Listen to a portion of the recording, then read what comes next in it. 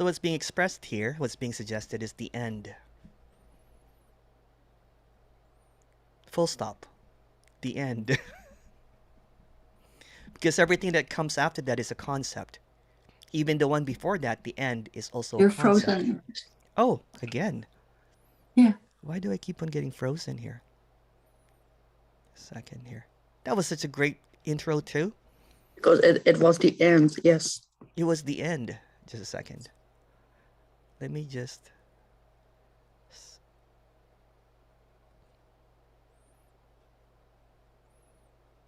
How about now? Is that better? Yeah. No? Yeah, okay.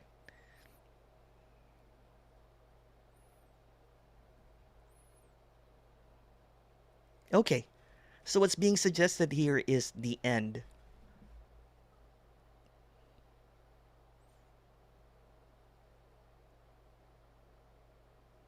Full stop. Anything that comes after that is a concept. Even the end is a concept. So there's really nothing, no way out of this. It's just being expressed here that the ending is the beginning of nothing, which doesn't make sense. So nothing has ever You're been said here. frozen. Oh, again. That's so weird. Okay. It's showing that I'm in good internet connection, so I'm not really sure. Am I frozen right now? No. No. Okay. So I don't know what happened there. I don't know where I was actually. I was just expressing that everything that is The said end. here is it's not going to make sense. This is just an energetic expression that since nothing makes sense, the one that's trying to conceptualize it is not really real. The one that's going to conceptualize everything that's being said is dead. It's a concept. So perception, trying to perceive something, doesn't really make sense. Because whatever it perceives is just perceived. If there's no one perceiving it, what's perception then? What are concepts then? What are ideas then? If everything behind the idea, everything behind the concept, everything behind the story, everything behind everything is actually nothing.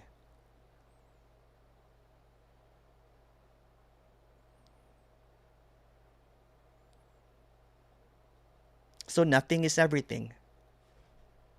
Empty is full. But that can't be really understood or can't even be perceived. So the reason, well, apparently the reason that a lot of people come to these meetings is to perceive something that cannot be perceived. It's to understand something that can never be understood. It's thinking that they are far ahead or far along in understanding something that's the mystery. I'm going to repeat again. This is the end.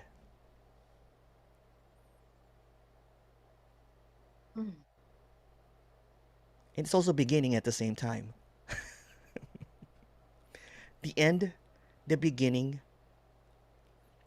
As I said in the previous meeting, everything that is perceived in time is an illusion. Everything that's perceived by the perceiver is also an illusion. So everything that is said here, everything that is expressed here, is being perceived apparently by a perceiver. But the one that's perceiving this, the one that is seemingly trying to understand this, is the end, is the concept. So the concept is the end of the concept being conceptualized by the concept. The concept of me, the concept of questions arising, trying to figure out, how do I get rid of this concept? How do I go beyond the concept? Well, the concept can't get out of the concept because it's the concept that's trying to figure out what the concept is.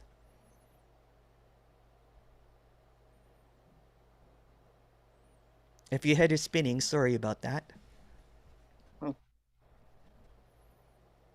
It's trying to be expressed here without any kind of compromise.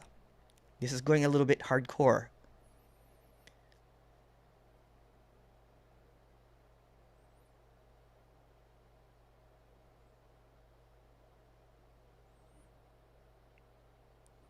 And what's the hardcore illumination here is that nothing can be understood because the one that's trying to understand it, the one that's trying to get it, is not there.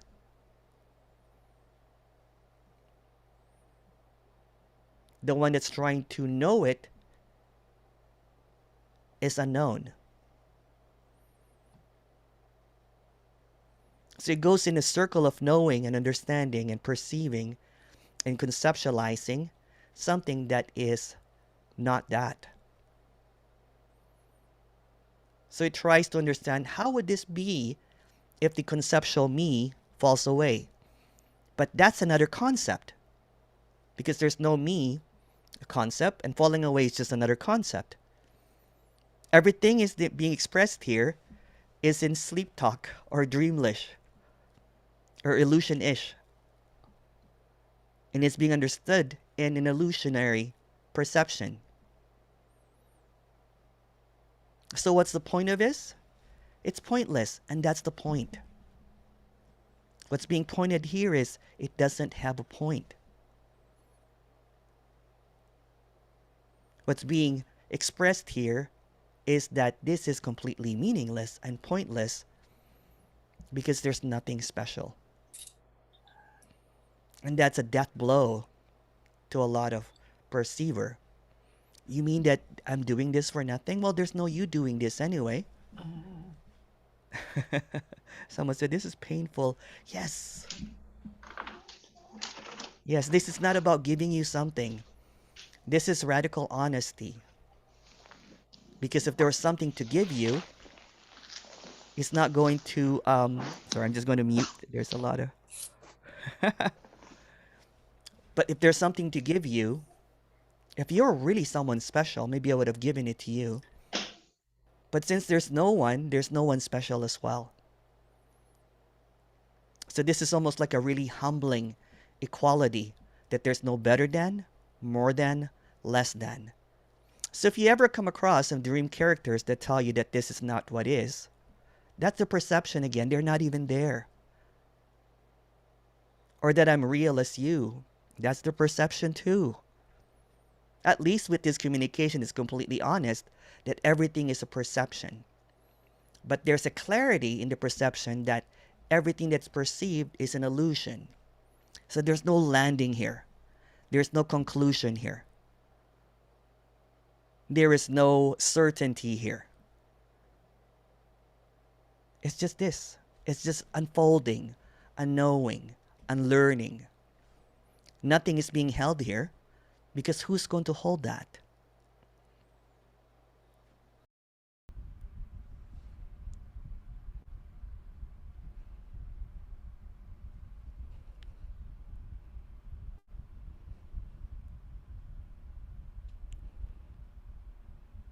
So welcome to the 5 days of extreme exhaustion, apparently.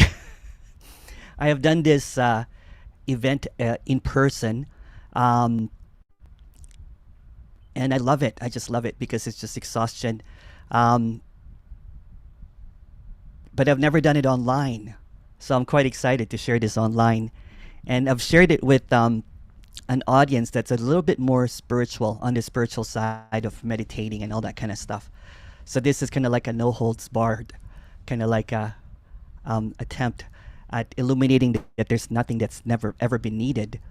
I'm just so excited to do this.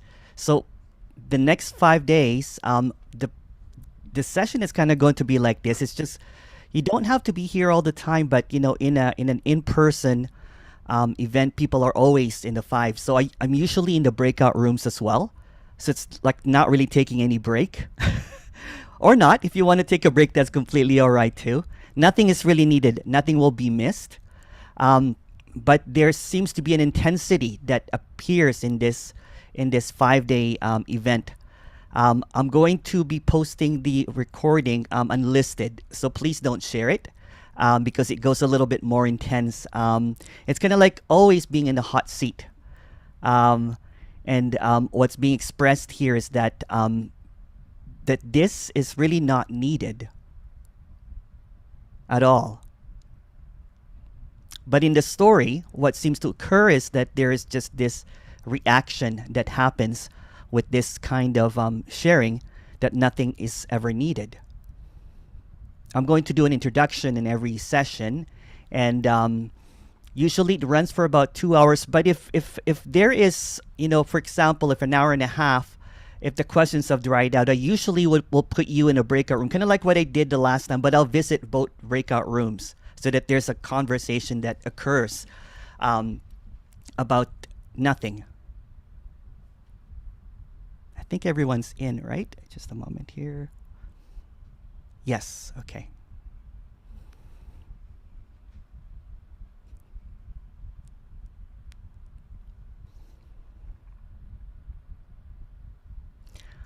So what's being suggested is that nothing has ever happened.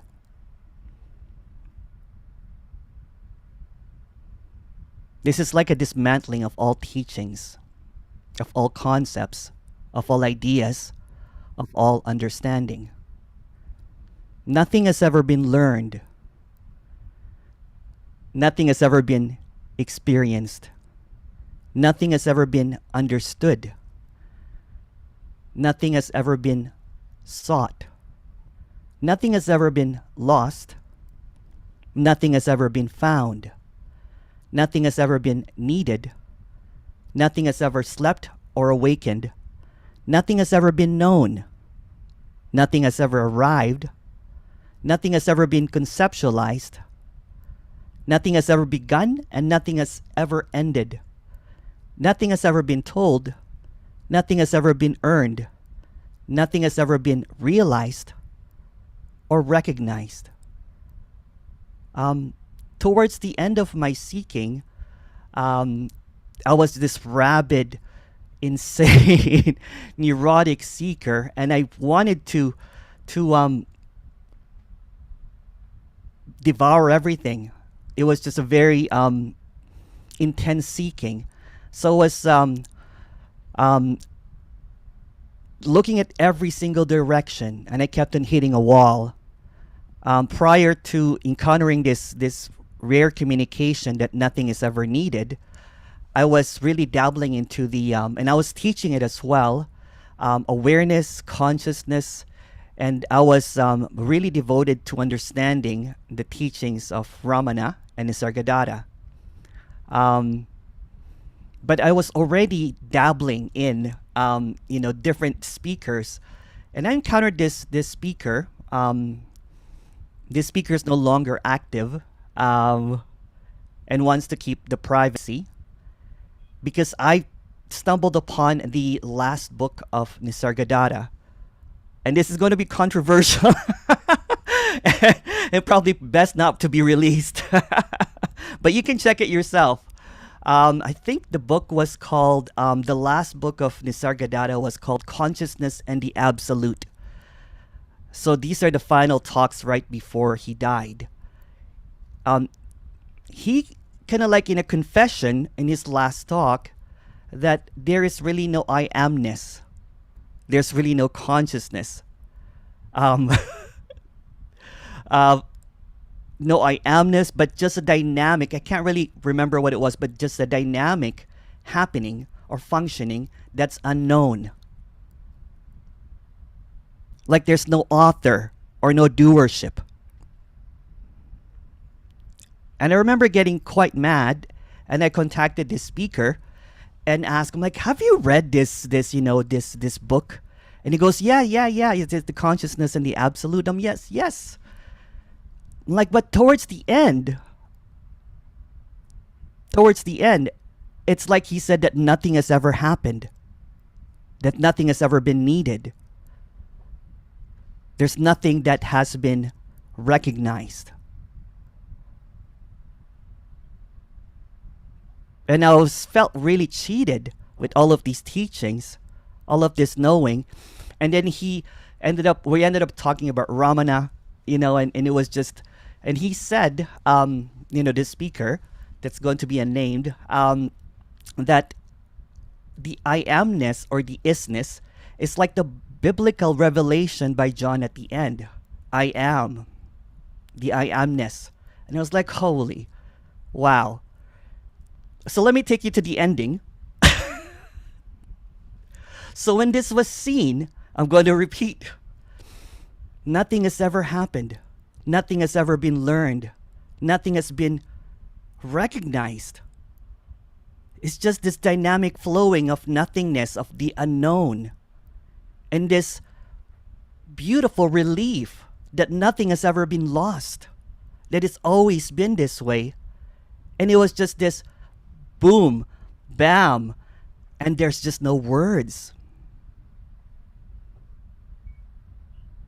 So all this while when I was seeking, and I'm going to take a different take on the wall, I kept on hitting the wall over and over and over again. Although there was no one doing, all I really had to do was turn around and walk the other way. I'm like, wow, there's trees, there's birds, there's grass, and it's really nothing.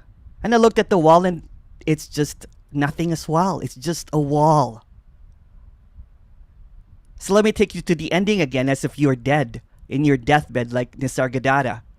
That everything that you have known, even the I am that, is a memory. It's an understanding. It's a concept. And perhaps I'll be argued with this, with this because it's touching on something that some people seem sacred or holy.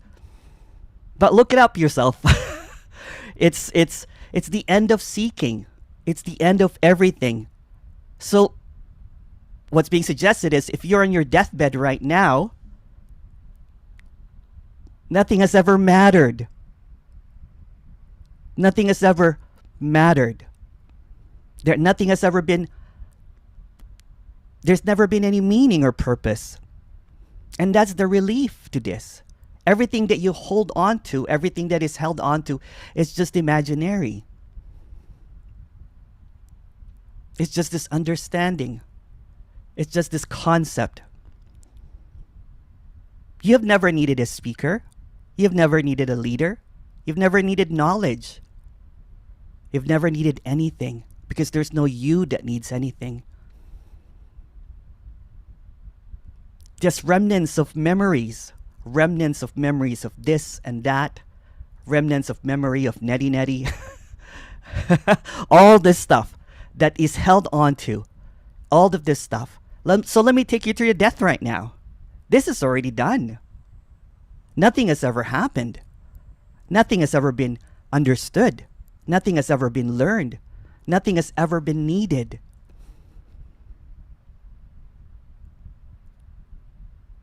And anything that is landed, anything that is known, everything that is understood, is it really necessary? Does it have anything behind it? Does it have anything any purpose? In my seeking days, which is beautiful as well and horrific at the same time, there was this wanting to learn everything, wanting to experience everything, wanting to understand, wanting to find, wanting to attain, wanting to be the ultimate, wanting to be at the highest peak of knowing. But at the highest peak of knowing, there's nothing that needs to be known because there's no highest and there's no lower. There's actually no knowing. Everything is unknown. Like in that deathbed of the last talks. This is just a dynamic movement. It's verbing. It's moving. It's never ending. It's perpetually appearing. It's vibrating. It's changing. It's wowing. It's speaking. But really, nothing has ever happened. How can that be possible? It's not. So trying to land or coming to conclusion of something, let's take you to your death. It's all done already. It's all done already. I was having this conversation in a one-on-one as well, and and and I was sharing, sharing. I'm so excited. I was sharing just some of the titles, and the first thing that come up was, of course, this one. What's nothing has ever happened, and the person that I was speaking to said that's actually a really big quote from one of this Anna Maya or one of these, I can't remember her name, but it's supposed to be reserved for a special knowing. Well, here it is. Nothing has ever happened. So what's knowing really if nothing has ever happened? What's arriving when nothing has ever happened? What's attainment when nothing has ever happened? And it's just this, wow. Sometimes, you know what I'm saying, when I was in this learning phase and wanting to know all the quotes and all this kind of stuff, and I held on to these quotes, and it's just like a sand that you can't hold on to. No one can hold on to any of this because there's no one here at all. So if there's no time, there's no difference between now and your apparent death, although there's no death. So if there's no time, there's really no difference between this and the apparent seeing with no one behind it. And when that seeing happens, and I'll take you to that apparent moment, although there's no moments, what's always mentioned is it's always been this way. And this way is not happening. Nothing has ever happened. It's like the open secret. That nothing needs to be learned, nothing needs to be known. But seemingly here we are. Exploring the unknown. We will never arrive at anything. We will never figure out anything because figuring out something is in the realm of understanding. It's the realm of this apparent illusion.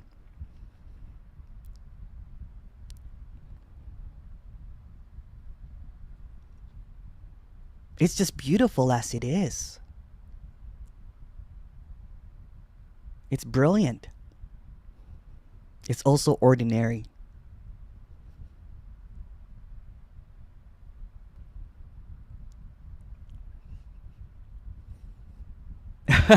Someone said you should release this. Maybe, I don't know. No, I'm not going to release this talks because it's going to be, some intense conversation. I don't know about this. It's just the an almost like an unhinged talk about this and just really deep diving in nothing. Deep diving in nothing. And it's always the end. And it's always the beginning. It's always this and not this. It's not the understanding. It's the permanence. So in the permanence, there's just the stillness and nothing has ever happened.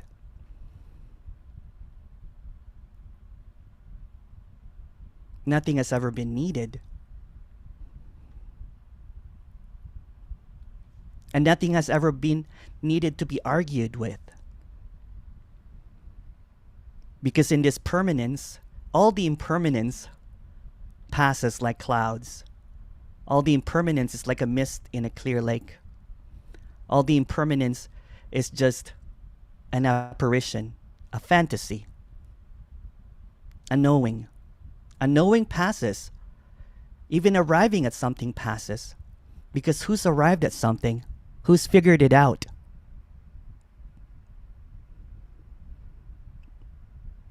So if nothing has ever happened, there's never been any truth.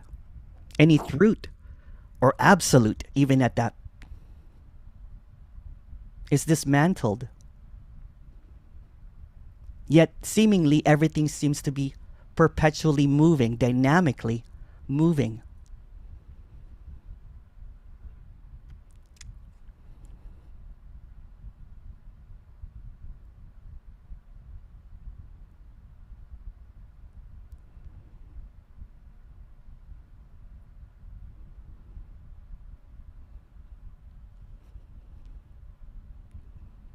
So since nothing has ever happened, let's dig into that. If you have any questions, please go ahead. If you want to chat, please go ahead. Or if there's any residues, or if there's any misunderstandings, let's explore it. Although there's no one to explore it, it's just fun.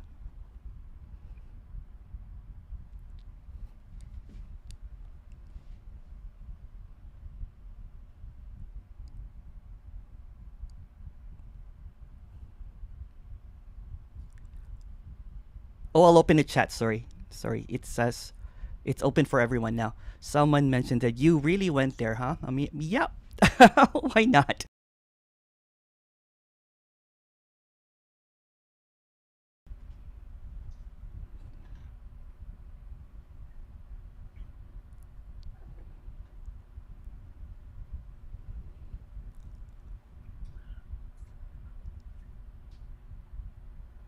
Thank you so much for the for coming. This is the second session. Earlier, I talked about nothing has ever happened, and this communication is very repetitious. It's almost a dismantling of all knowing and teaching, is what's being suggested. So what's being suggested here is that there's never been separation. There's never been samsara. There's never been karma. There's never been reincarnation. There's never been a now. There's never been Satchit Ananda. There's never been Tatvamasi. There's never been a mantra. There's never been neti neti. There's never been projections. There's never been mirrors. There's never been an inner child. There's never been shadow work. There's never been anything. There's never been time. There's never been a memory. There's never been reality. There's never been unconditional love. There's never been nothingness. There's never been emptiness. There's never been anything. There's never been nothing. There's never been everything. All that has been mentioned is a form of knowing, a form of understanding, a form of concept. Even trying to dispel a concept is still a concept. Even trying to see through a story is still a story.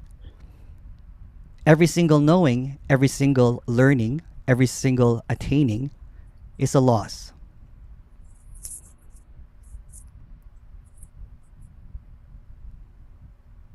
And there's nothing that needs to be figured out. And this is the spoiler alert. The spoiler alert that this is already the ending. This is also the beginning. This is what is longed for, but what's rejected. In the immediacy, in the directness, in the infiniteness,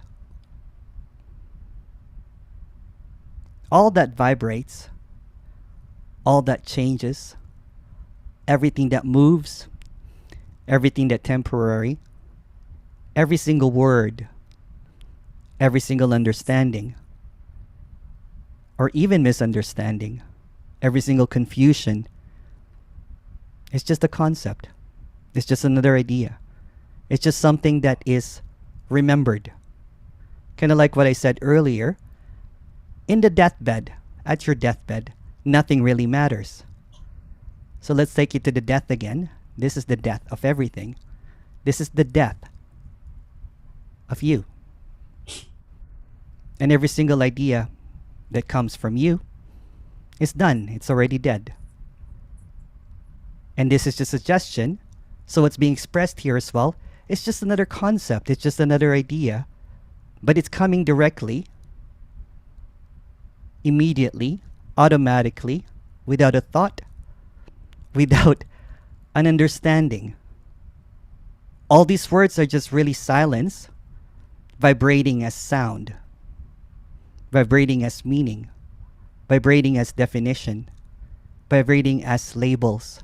But all of that vibration is temporary. It's like clouds swirling by on a clear sky, a mist in a clear lake. There's nothing wrong or right about these ideas. There's no truth to any of the ideas. There's also no false in these ideas. All ideas are just equally vibrations, distortions, a seeming a seeming cloud that goes nowhere. When I was a spiritual teacher, I used to hold on to concept and try to teach it. Try to apply it. Try to share it. And then when I see the emptiness or the BS of it all, when I see that there is really nothing that is happening, I would jump into another one. I would jump into another seeking. I will find another technique. I will find another practice. Maybe awareness this time, maybe ascension, maybe whatever.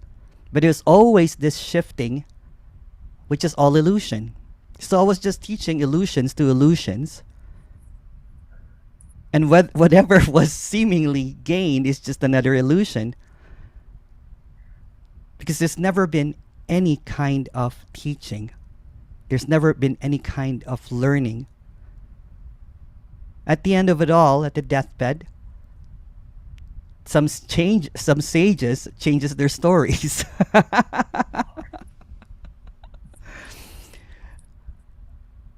But this is always changing.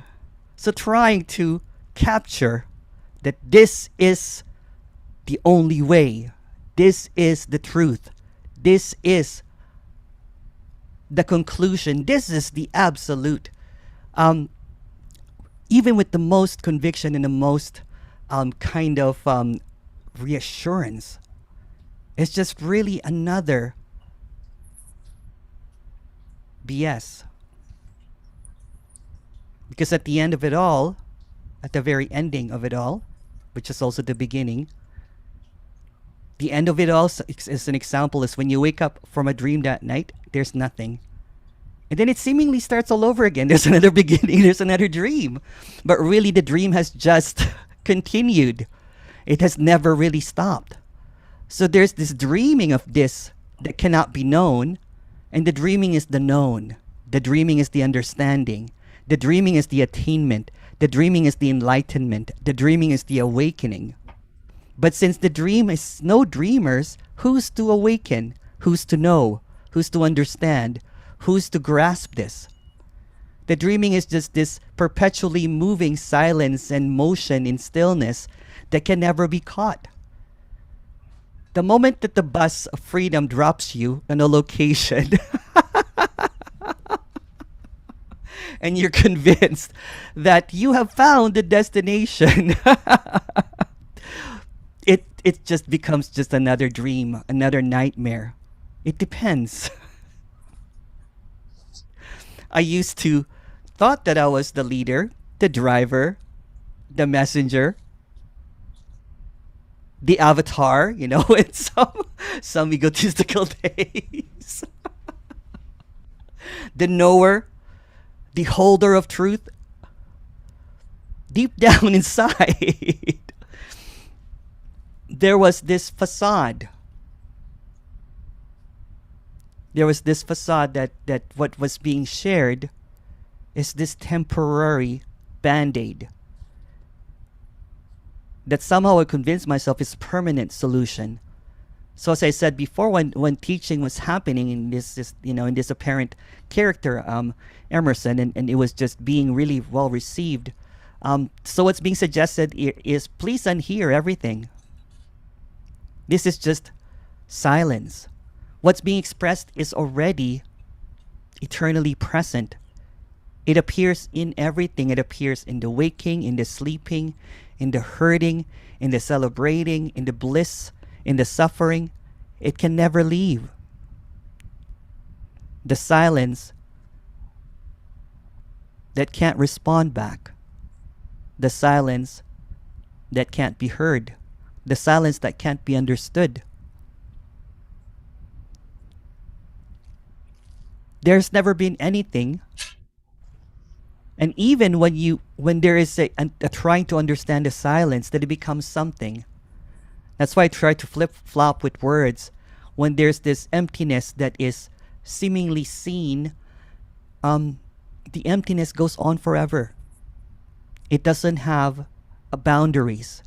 It doesn't have corners. It doesn't have edges. It goes on forever. And this energetic flow of this apparent dream, of this pulsating dance, rhythmic, in and out, up and down, here and there, ideas, spirituality, knowledge, religion, this encyclopedia of happenings. When you close the book, it's really nothing. It's really nothing. And there's nothing that needs to be known, nothing needs to be understood, nothing is ever needed.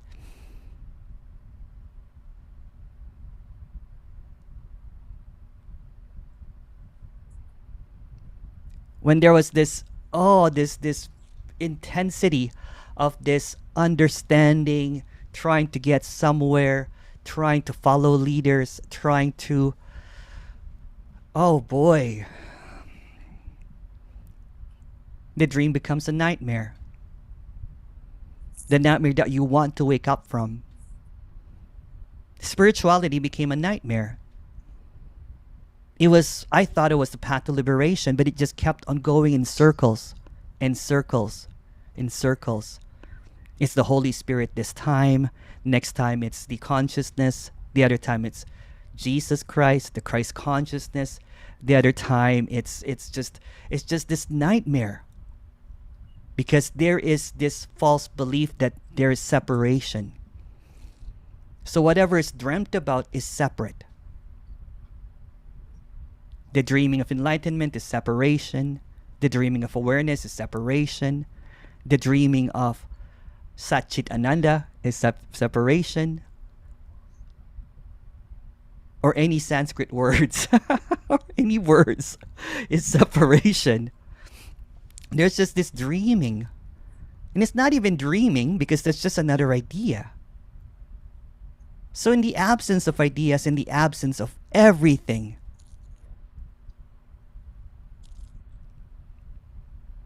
the waking up from a nightmare, although there's no one that dreamt it, the turning around from the brick wall, the seeing that everything is not really happening, but it feels like it's happening,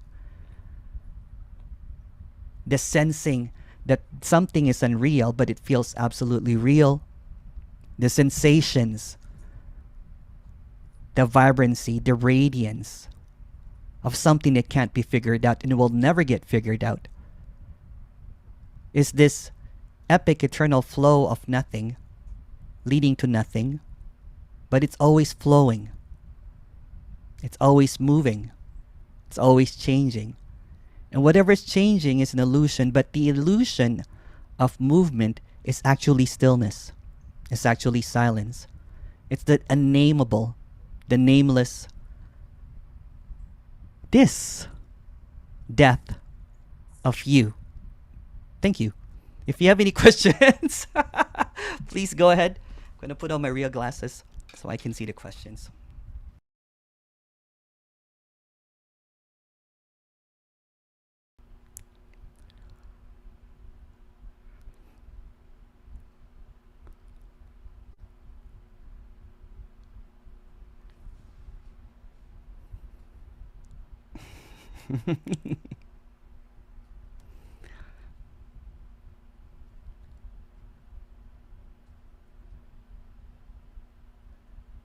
So what's being suggested is that no one is talking to you. No one's interacting with you. No one has ever talked to you. No one has ever wronged you. No one has ever heard you.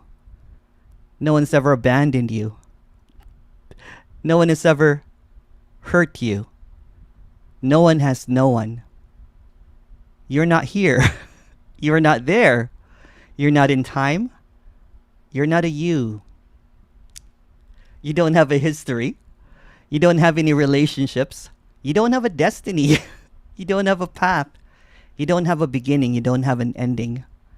You don't have a calling. You don't have a purpose. So a story is a story about a story on top of stories to maintain that the story is true, which is just another story. You are a story, a fictional story. So all of this happening, seemingly, is not really happening. There's nothing going on here. There's no one communicating to you. There's nothing that is being understood. Simply, it's all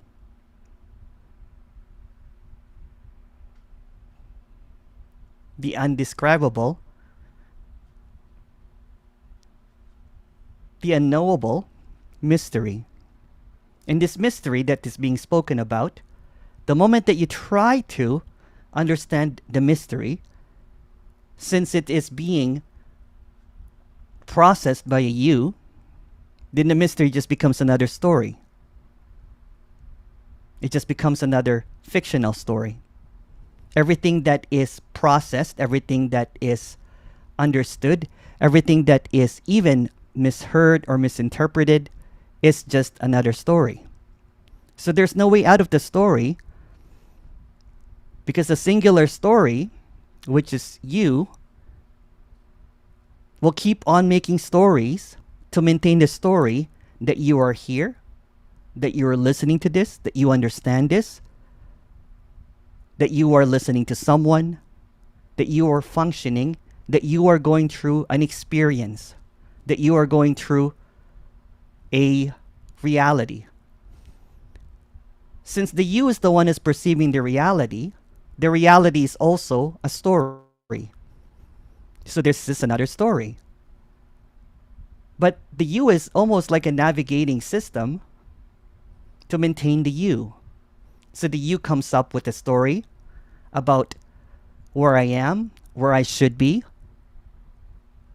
And then worse, if that's not enough, then there is the story of others, the comparison of others, the jealousy of others, the maintenance of others.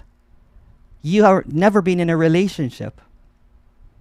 So what's appearing before you or after you or whatever is a story. So it's a story interacting with a story. This is a story telling a story about a story, exposing that it's a story, although that's just another story.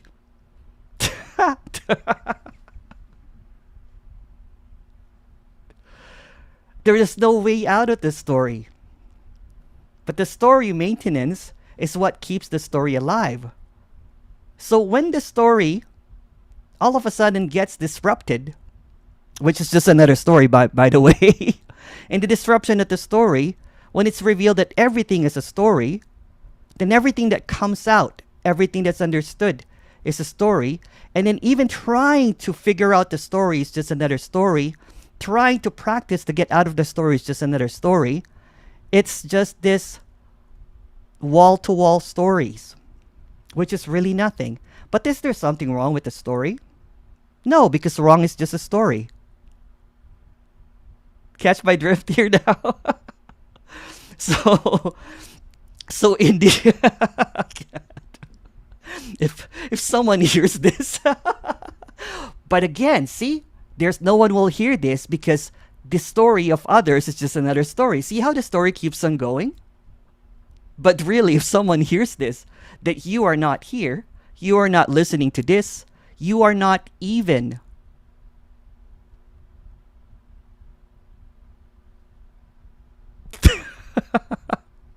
you're not even anything at all. So any idea of what you should be, a higher you, a lower you, a no you, it's just a yo-yoing. It's a yo-yoing of stories. Goes up and down, up and down. Sometimes it does a little trick like a triangle. Sometimes you poke someone in the eye with it. It's a story. So in this avalanche of stories pop up here and there, but it's really humbling when there's an admittance that this is just a story, although it can't be understood because understanding is just another story, that whatever is behind the story is unknown. So what's really being expressed here is the untold. It's never been told. It's never been heard. It doesn't exist in time. A story can only exist in time. But since time is a story,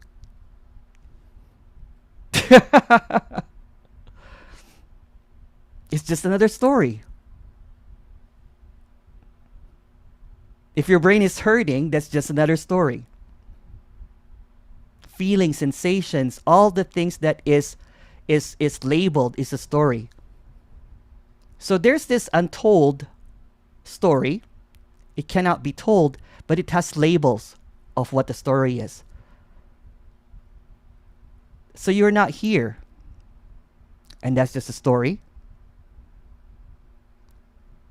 You're not hearing this, and that's just a story. You're not understanding this, and that's just a story. Somehow, in this going back and forth of this really, almost like a nursery thing, it's very, very easy to understand. There's a trying to understand this. There's a trying to get this. There's trying to read between the lines. There's trying to see if this is just a paradox, if this is a metaphor. No, it's just being plainly said that you're not here. And that's just another story. So which one is it? Well, anything that will come up will just be a story. And there's no way out of this story. It's just going in circles. So sometimes when the story that is convinced that the story is true, although true is just a story, there's no true story because true or false is just a story, all fictional story. Well, there's a convincing that I am a true story, which is just a story, by the way. And it goes into true revelations, through practices, through this, through path, the truth. So all of a sudden, all of this collection of stories becomes this truth.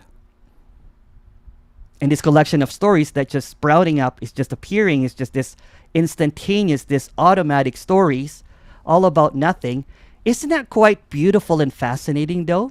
That this nothing has a billion stories? Wow. And these stories aren't about getting rid of the stories, but it's just this curiousness, this enjoyment of the stories. So what if you feel real? It's just a story. So what if you feel separated? It's just a story. So what if you think that you're not there? It's just a story as well. Because what is being said cannot be told in a story. And this is actually already saying way, way, way, way too much. Way too much. Because silence, without any sound, without any word, is untold. Emptiness, although we called it emptiness, cannot really be named. Because in the absence of everything, in the absence of language, in the absence of understanding, in the absence of absence, nothing is left. So let me go back to what I was saying in the first place. Nothing has ever happened.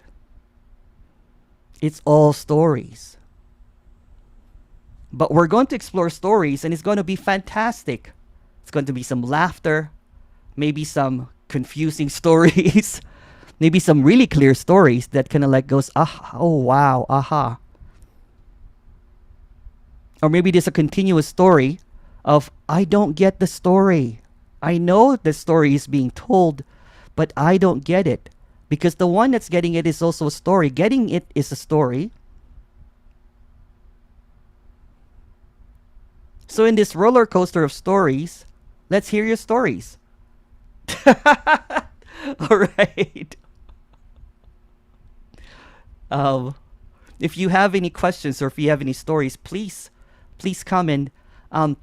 So this is an intensive. If you want to be on the hot seat, and really just navigate through that story and just really decipher it.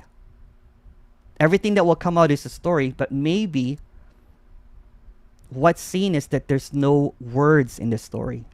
Maybe all the pages are blank and empty.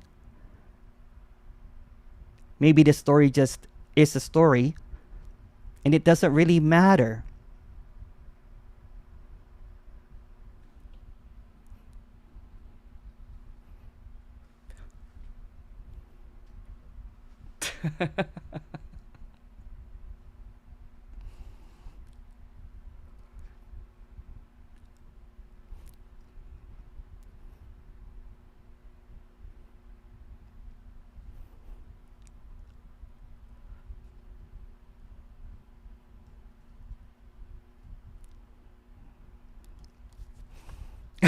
Can you tell a story about Emerson? Well, this is the fictional story, and it's there's no Emerson. That's just another story.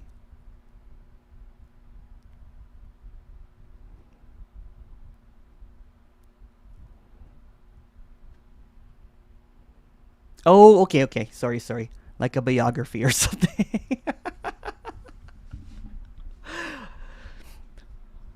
um so all of this that will come out is not coming from history, because history is just a story. All of this that will be shared did not really happen. All of this is not true. It's also not true. It's just a story. It's not a true story. It's not a false story, but it's just a story. So once upon a time, there was no time, there was this apparent character named Emerson in a far, far away galaxy. Or is that Star Wars?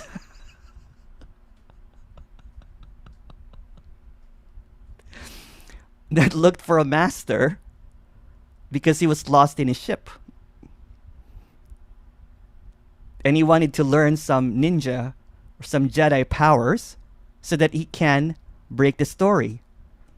So he tried to find a Jedi master, maybe Yoda, because he was lost, and he went through some rigorous training.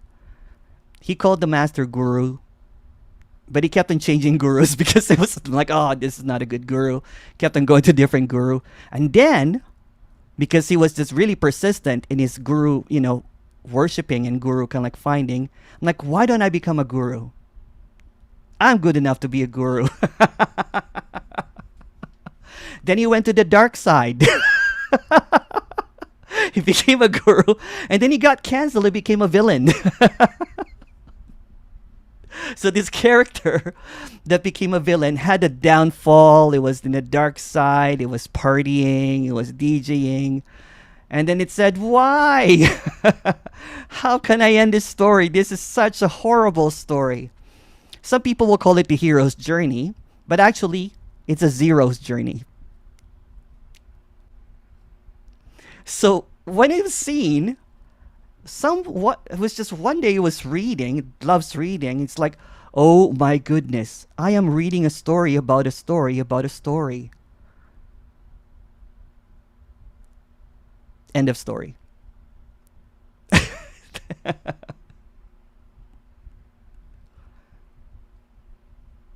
I don't know actually the other Star Wars. I only remember Return of the Jedi, so I'm a Trekkie.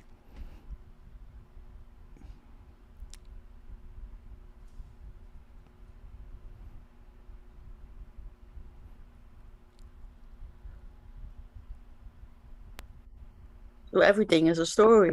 Everything, yeah. Yeah. Including this and that. It's a story. You're interacting with stories. You're talking to a story. You're hearing a story. All the stories are empty.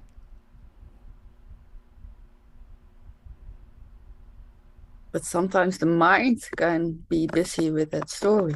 The mind is a story. The mind is a story. Yeah. Mm-hmm. Everything is a story. Mm-hmm. Understanding is a story. Busy is a story.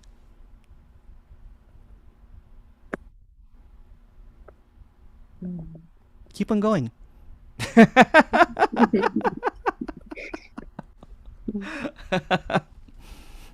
Hooray! If everything is a story. Hooray! Huzzah!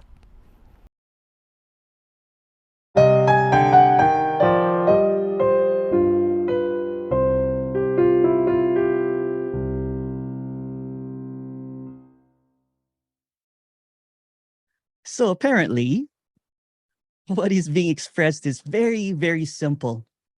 This is simply unthinkable. Since it is already what is, and there is nothing that's needed, any attempt or any position is just another illusion.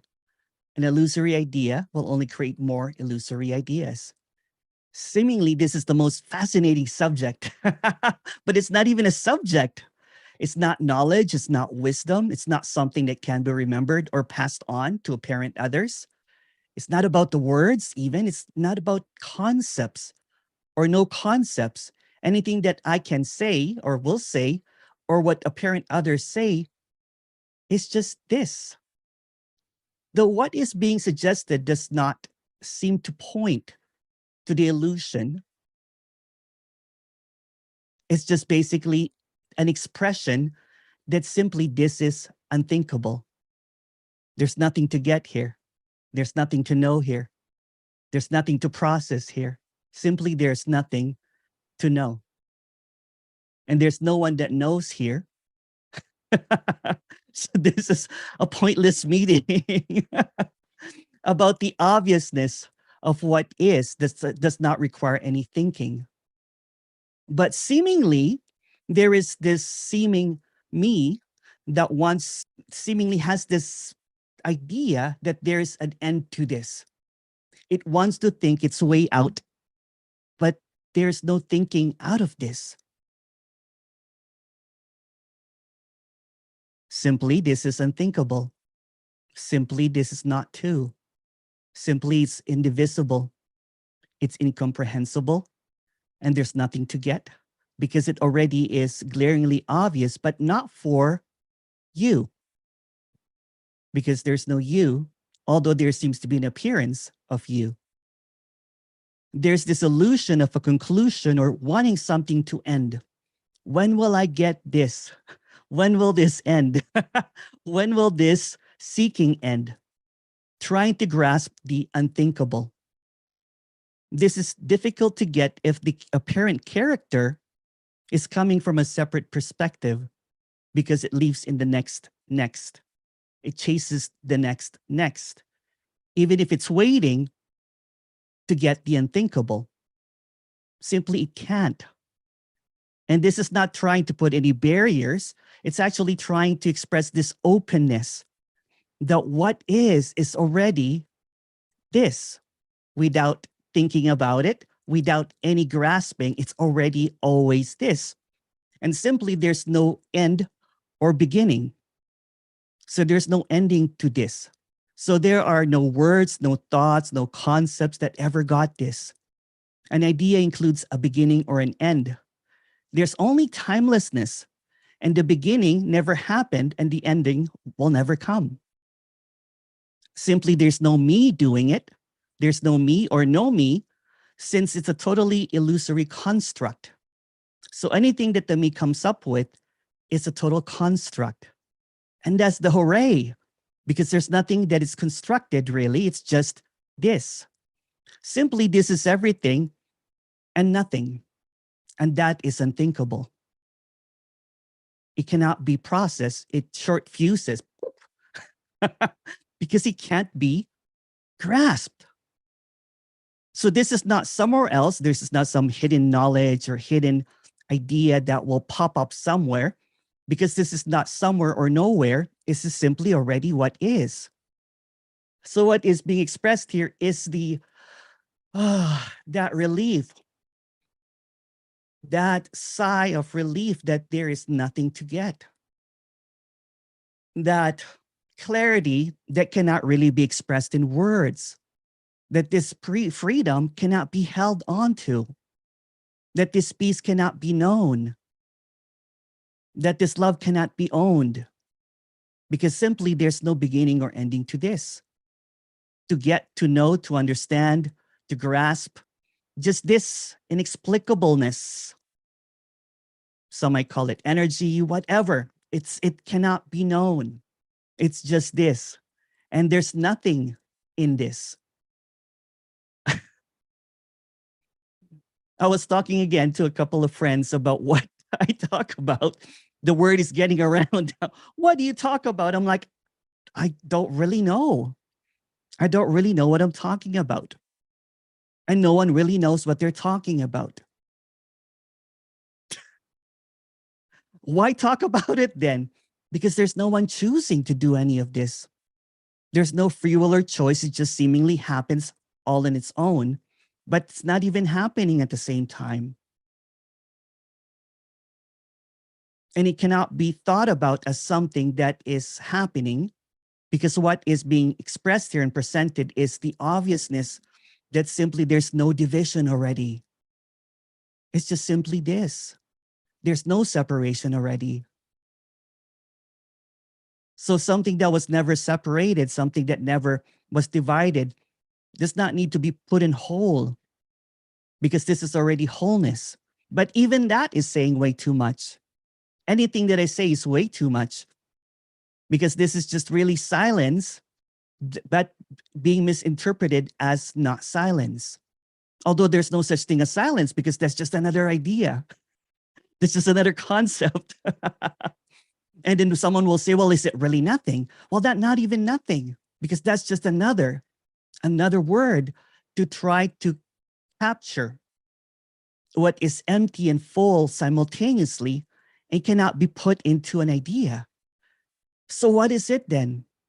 It's just a whole bunch of I don't knows, because there's no I that knows anything here. But there seemingly is this openness, this radiant emptiness that wants to express that this is all that there is, and there's nothing as well. But it doesn't even have an audience. It does not even need to convince anyone, because there's no one to convince.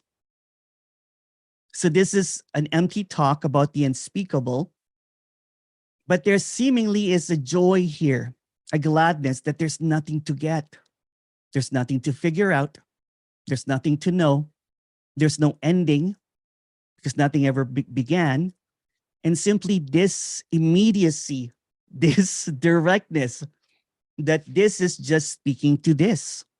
But there's no even another this. So this is just all this. This is simply unthinkable. And trying to capture something is quite a delight. It's also really absurd. That's why I laugh a lot in speaking about this, because there's simply no one that will get this, because it's already obviously unthinkable. And that's the most amazing part of it, is that there's nothing that needs to be thought. There's nothing that needs to be understood or processed. So this is the unprocessed, raw. I can't even call it any word anymore. If you have any questions, if you want to chat, please go ahead, or just laugh at the absurdity of this. And thank you so much for joining. Although nothing will be offered.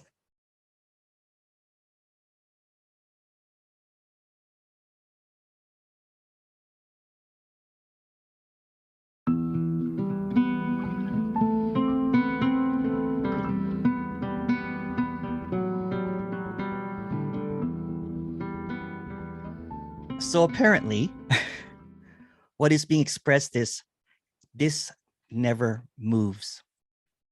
Nothing has ever occurred. Nothing has ever happened. Nothing has ever moved. Everything that moves is an appearance. Everything that flickers in and out is an illusion, a movement.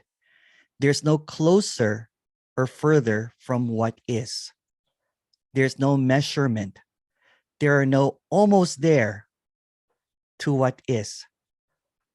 This is the full stop. No backwards and no forwards. No before and after.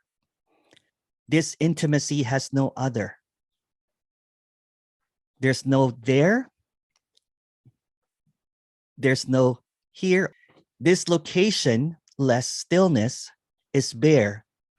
It's stripped naked. There are no other moments. This is perfectly still.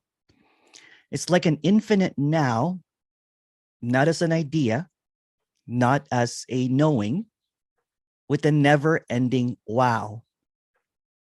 Wow, wow, wow. This is not moving. Nothing has ever moved. Nothing has ever changed. It's always been this way. And there's no comparison. No such thing as comparison.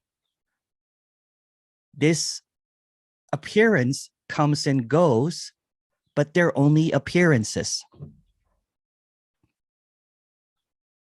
It's like traveling on a plane, seemingly going from one distance to thousands of miles, yet nothing has ever moved. It's like seeking. From the very beginning of seeking, glimpses, whatever seems to happen, lacking. This is not true. Nothing has ever happened. Nothing has ever happened. It's simply, completely, obviously that without these appearances, in the absence of thoughts, in the absence of the idea of seeking, in the absence of absence, nothing has ever moved. This is completely still. It's a mystery. Not a paradox, but like a paradox, but this is stillness. In this stillness, there seems to be an idea of, I got this, I don't got this, almost there. There was a glimpse. Something happened. Nothing is happening. Nothing is happening. Nothing is happening. There's this mythology of beginning and ending, kind of like the mythology of Genesis and then the Armageddon, the apocalypse. But those are just stories. There seems to be that stories like flipping pages, but nothing has ever occurred. What seemingly is occurring, this seeming happening, this seeming talking, and trying to express that nothing has ever happened, is a conundrum. It can't be thought of. It can't be imagined. It's unspeakable. It's unknowable.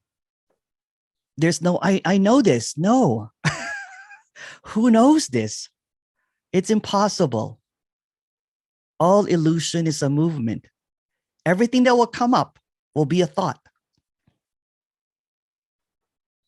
including that, and that, and that, and that. But since they're just appearances, this is the immovable home, the unknowable isness.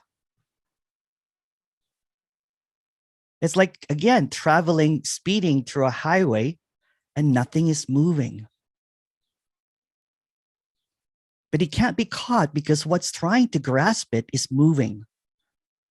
What's trying to recognize it is a movement, is an appearance.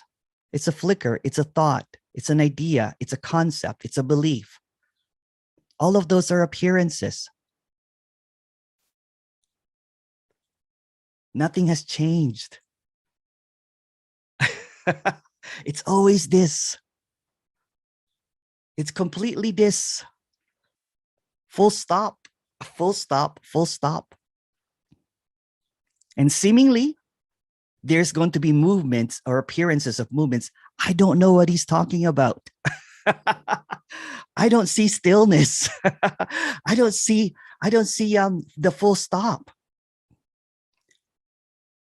This is beyond comprehension, and it's not something that knows it here, or something that it doesn't know it there, because here and there are just movements.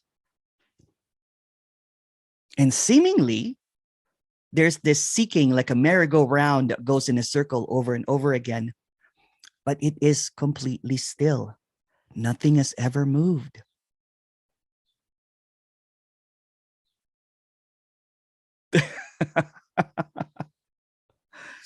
This is stripping everything naked. This is peeling off the paint. This could be boring. because nothing has ever moved. And when it's expressed that it's always been this way, it's the stillness of everything. It's the perfection, judgments, critiques, ideas, thoughts. It's like a dream, isn't it? In the dream, a nighttime dream, for example, there's going to be an explosion of thoughts and colors and all of this kind of stuff. And yet, when there's a seeing that what seemed to have happened that was based on a reality, that's based on a thought, that's based on nothing. So nothing has ever moved. No one has ever died. No one has ever been born. No one has ever known. Simply no one, simply not two. Every single movement, every single thought that arises, every single knowing, or even a misunderstanding or frustration is a movement. And there's nothing wrong with movements. But as a reminder again, although it seems like all of this is just an explosion of movement, a pulsating, a flickering, a going in and out, I feel like a me, but sometimes I'm a bee, meing and being. It's just movements. There's no such thing as a meing or a being. These are just appearances. This is immeasurable because nothing has ever moved. This never moves. When it's expressed that it's just this, full stop. Simply this, full stop. And there's a grabbing it, like, what's this? Is it somewhere here? Is it there? Is it? Where can I find this? It's this, nothing. It is not a koan. It's not a secret. It's not an understanding. It's not a knowing. It's not like I almost got this figured out. But nothing has ever moved.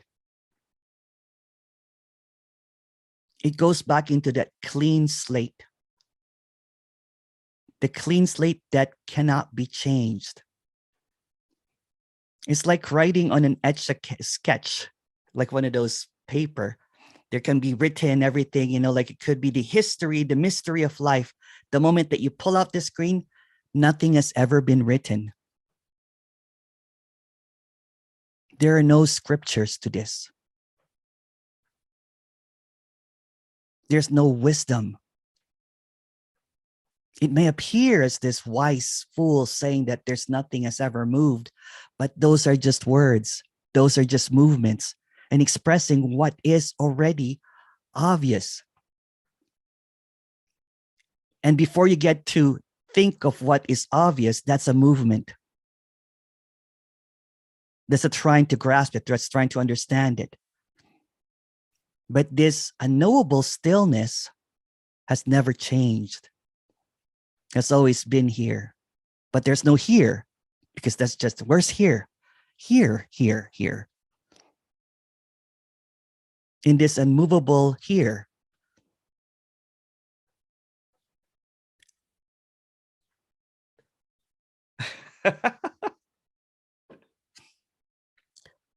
So the world might collapse. The sun might die.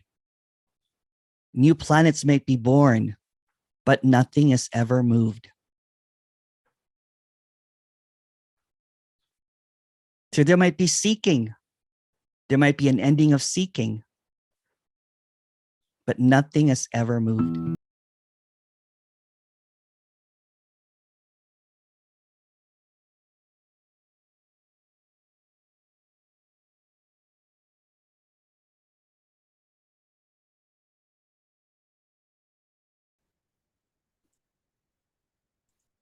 Even when it's being hammered that there's nothing to get.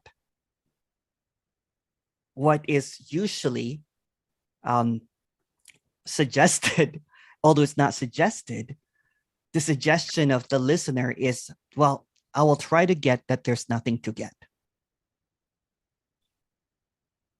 Well, although when it's being suggested it's unknowable, it tries to know the unknowable.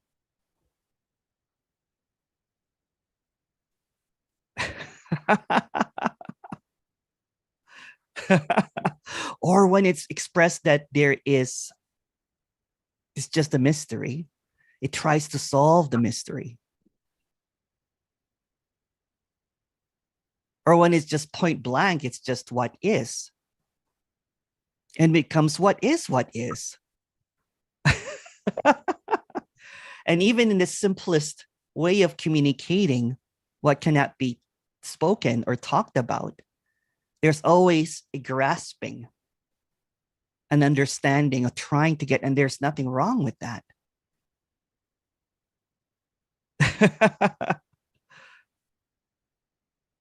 So it's futile, but somehow there's an attraction to the futility of seeking. There is a magnetism in what cannot be known. Yet somehow, even with the emptiest of words, there is a filling up of emptiness as it's interpreted by the apparent listener. Because there's always going to be a comparison, because there's always going to be an interpretation. It's almost this automatic figuring out of something that cannot be figured out. And sometimes the attraction is that when what's being spoken is as meaningless, and it rides in that meaninglessness to find meaninglessness. How can I find meaning in meaninglessness? And there's also this secret agenda of looking for its own absence in talks like this. It's longing for the disappearance of something that never was. It's longing for the pointing, or that finality. When am I going to lose what is seeking? But the very questions that arises seemingly maintains the seeking.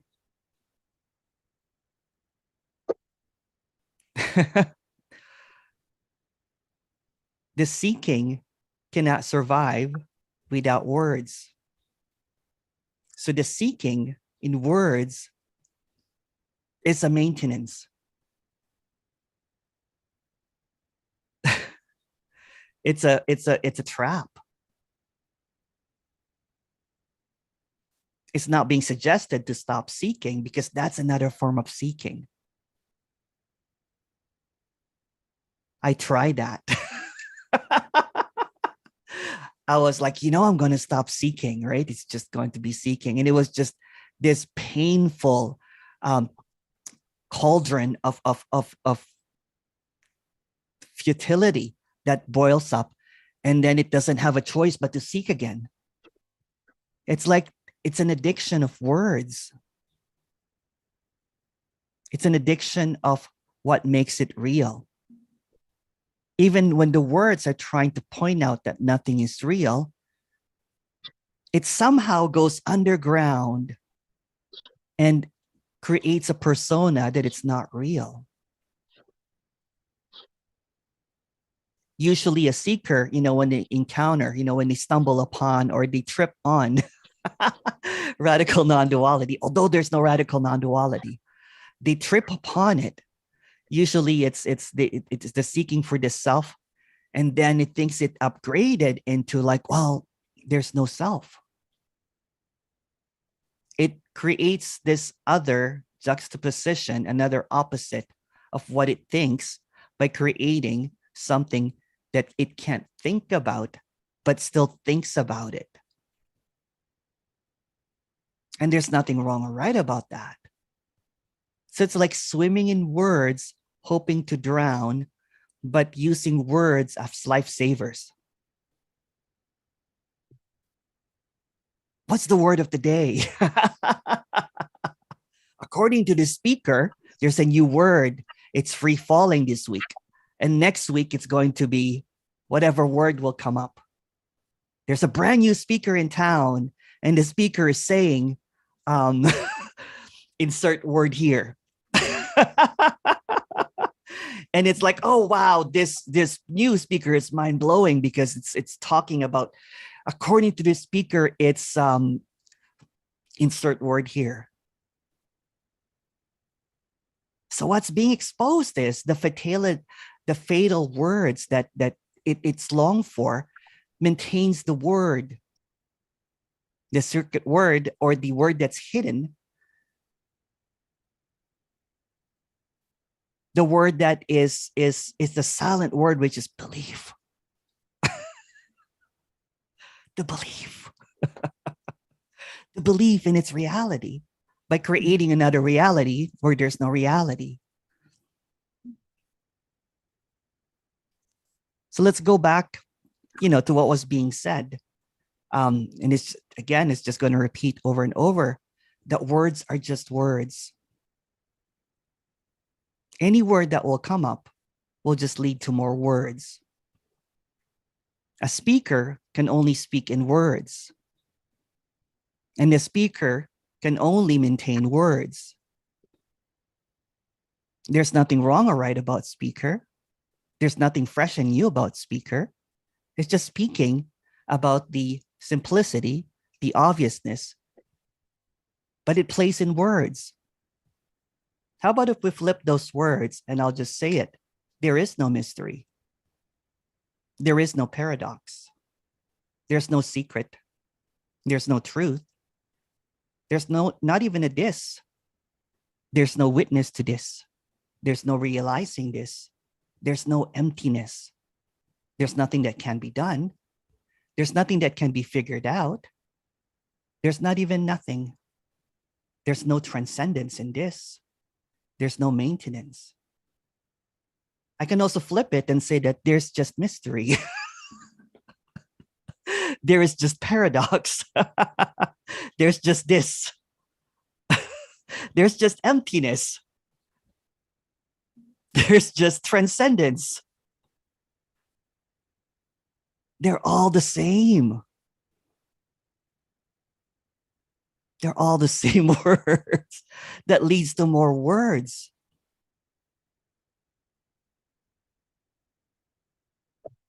Everything that's ever been said, that everything that has been heard is in the level of thoughts. And in the level of thoughts, they are just made up by words. And the words, of course, are just all made up. There's no root word to word. Well, there will be, if you look up in the dictionary, but it'll just be made up of more words. So when there is a grasping or a comparison of words of what's being said, when there's a weight of the word, when there's an important word that comes up, or when even, let's just say it, even when they're saying that I'm resonating with this word, but who's resonating? Who's resonating? Isn't it just another word that's resonating with another word? So the importance of word, the hierarchy of words, the level of words, this is a top shelf word here. It's the hidden agenda of words to maintain the word that it's real. So pain becomes so real when it's mixed up with other words. The pain that I'm feeling is because of this, and that. So we'll have a series of words that, that chains all of these words, and it creates this train of words that will just keep on flowing back and forth. Or in the seeking, I will never get this because, and it's just a whole bunch of words. Or there could be a comparison of words. I don't get what the speaker is saying or what Emerson is saying, but all that is being said here is just words. And the words that are being uttered are all made up. There's not a single word that is real. There's not a single word that that will get you out of the world of words that is created by words. Woo! It's just it's a word, a universe made up of words, but there's not even a universe because it's just a word. And there are sacred words that are so, it just changes. So the self that creates all of these words morphs into other words like awareness, absolute consciousness, or in the radical community, words like free falling, words like fresh and new, words like nothing happening. There's nothing wrong with words. And the speaker is very clear when it's saying that there is nothing needed, but somehow it has to be communicated in words. And especially, when there's a newness, you know what I'm saying? When someone is gushing about in words about what is, and it just becomes this explosion of words. And the seeker that's looking for that longs for those words. I want to say those words.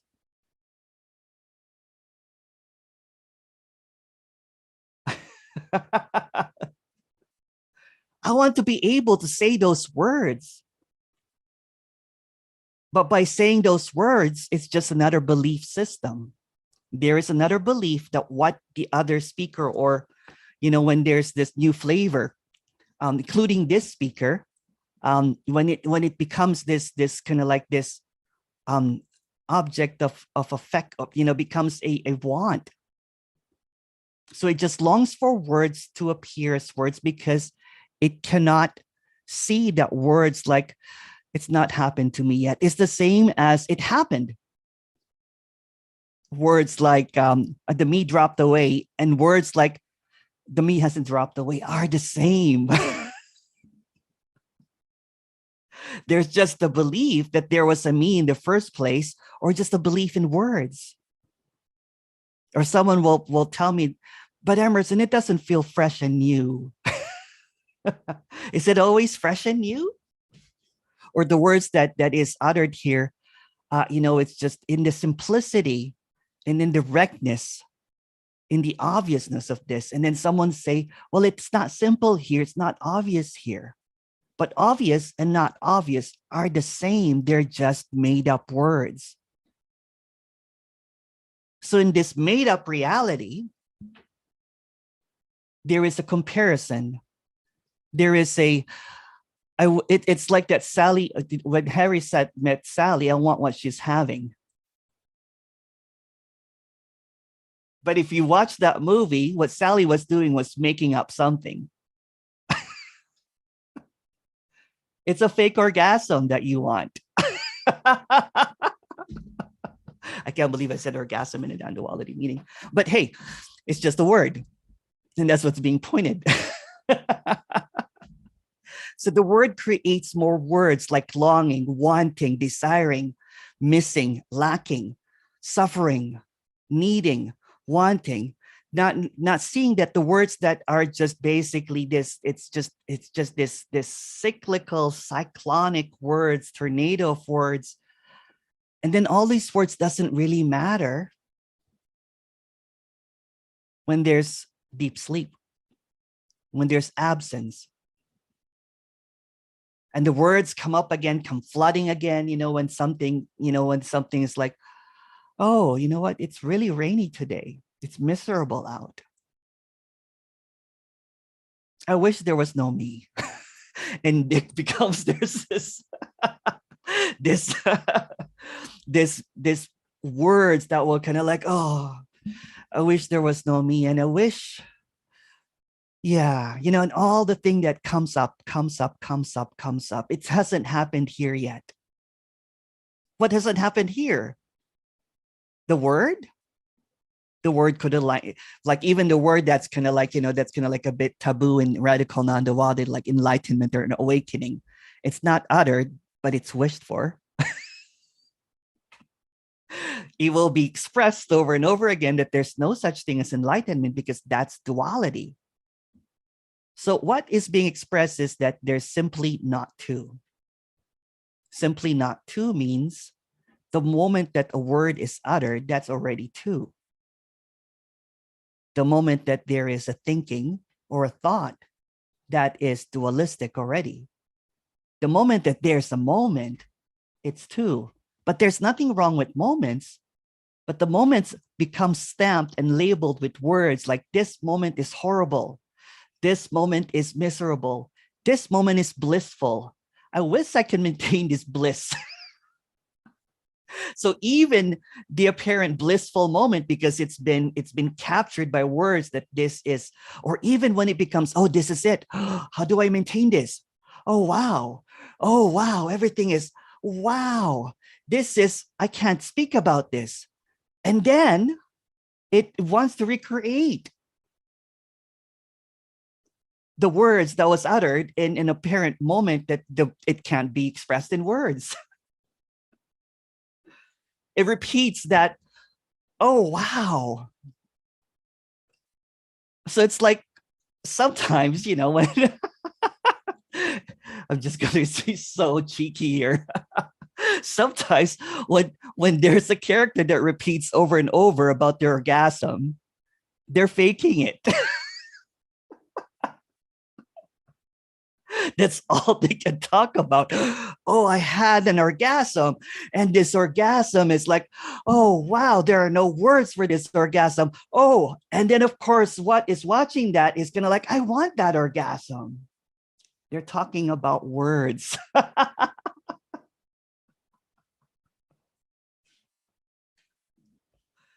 And there's nothing wrong or right about that. There's just this directness. And this directness doesn't have to be orgasmic. It could be catastrophic. It could be like, oh, wow, I feel horrible today, right? But no one talks about that. No one goes into YouTube and says that, oh, this is the most horrible day. Because there is this, there's this word called enlightenment that is maintained, that is desirable. But desire is just another word.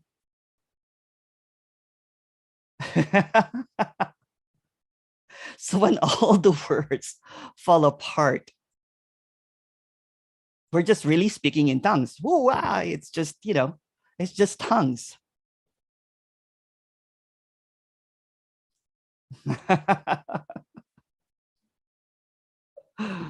It's just so much fun though talking about this. Although there's nothing being talked about. There's just an easiness here because the moment that I talk in front of this to my brothers and my father and my mom, or my, for example, like, oh, what's wrong? I'm like, oh, really nothing. It's just, there's just this word, that it's sad, but it's just a word. People are like, what are you talking about? I'm like, well, I'm not really talking about anything because everything that I talk about is just an expression of something that cannot be expressed. People are like, well, do you need to check into a hospital, Emerson? Because it can't be talked about. But somehow there's this easiness in expressing what cannot be expressed through words. So don't be jealous of these words, because jealous is just another word. There's really nothing. And that's saying so much. If you want to jump in and talk, please go ahead. I'm just having so much fun with these talks. Thank you so much.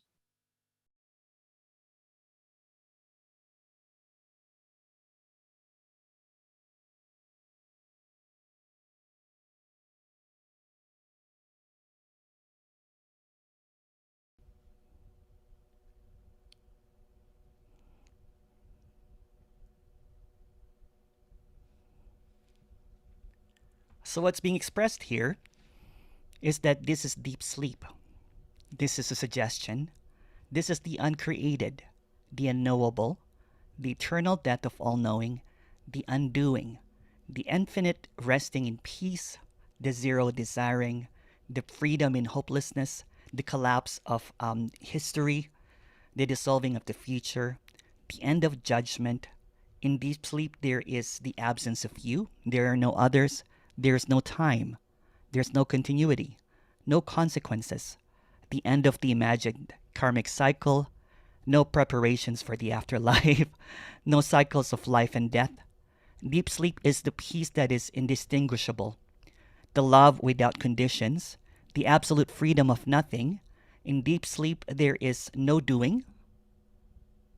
There are really no choices, no possessions, the inexplicable innocence.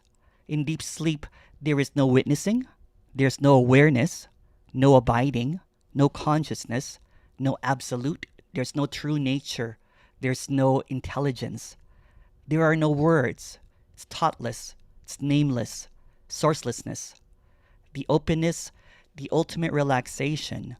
Although these words are just trying to attempt to express this unknowable nothing, when there are no thoughts, it's deep sleep. Someone actually emailed me earlier a quote from, I don't usually do quotes, but I like this one. It's from,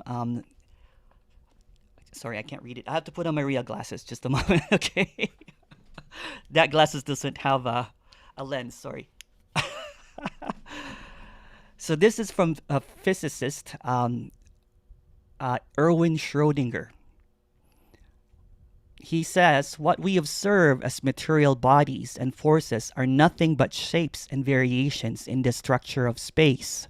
Particles are just appearances, or Shakumen in German, I guess. The world is given only once, not one existing and not one perceived. Subject and object are only one. The barrier between them cannot be said to have broken down as a result of recent experience in the physical sciences, for this barrier does not exist.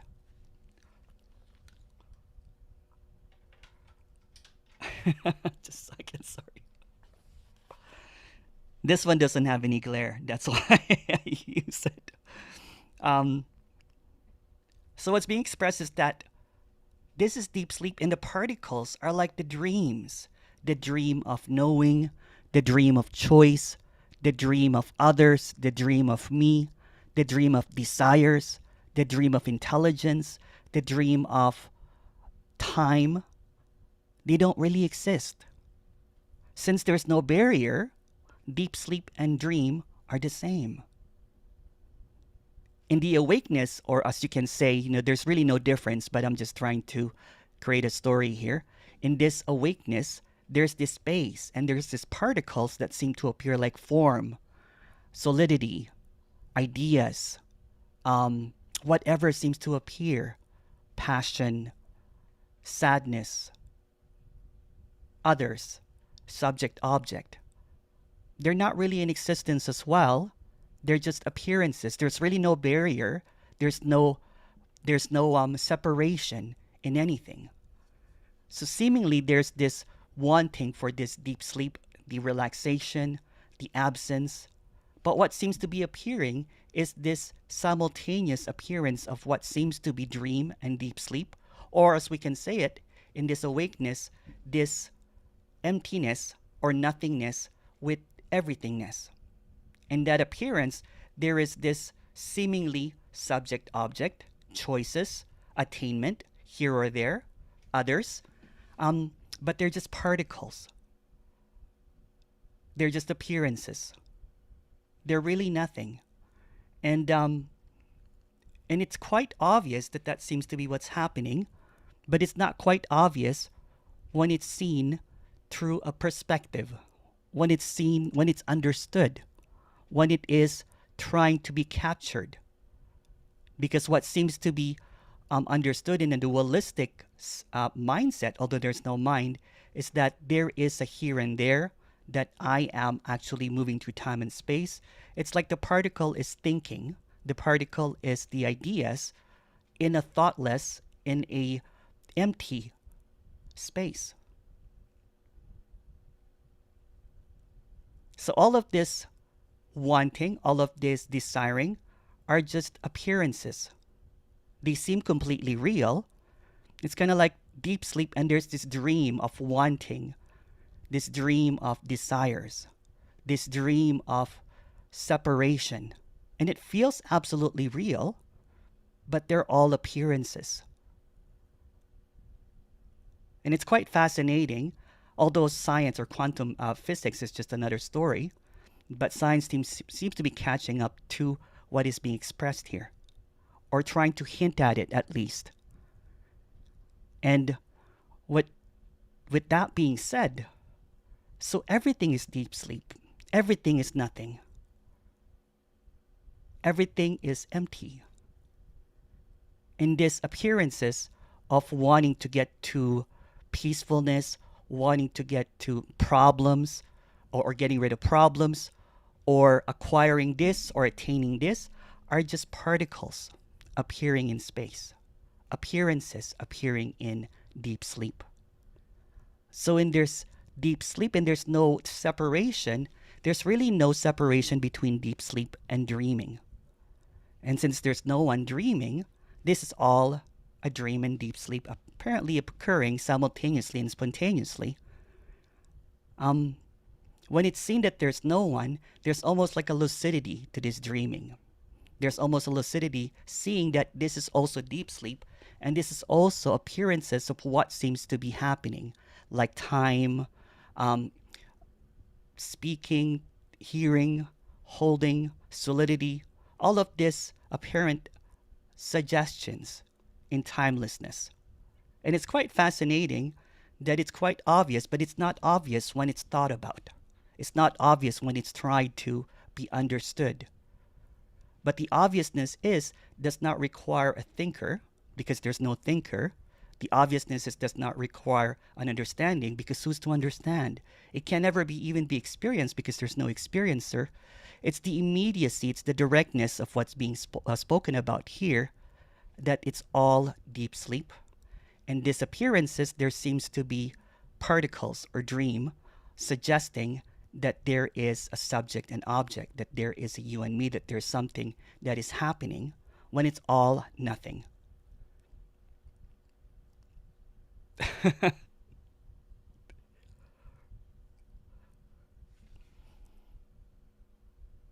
So if it's all deep sleep and if it's all dreaming, there's no one that needs to wake up, because there's no one at all. Because the idea of waking up is just another appearance.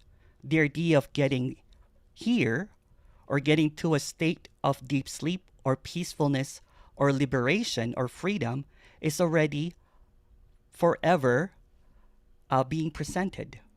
It never leaves. It's always available. It's already free. It's already completed. So the particles and the noise are the distortion that keeps on appearing and trying to get what's already here, what's already this, what's already free, what's already infinitely appearing, are just ideas that seems to come in and out. Like in a dream. Sometimes in a dream there is this nightmare. Sometimes it's blissful. It's this ever changing. It's like chaos sometimes in a sea of deep sleep. Like nightmare sometimes in a sea of deep sleep. But since there's no barrier, there's no here or there, all of these appearance, chaos and peacefulness are the same.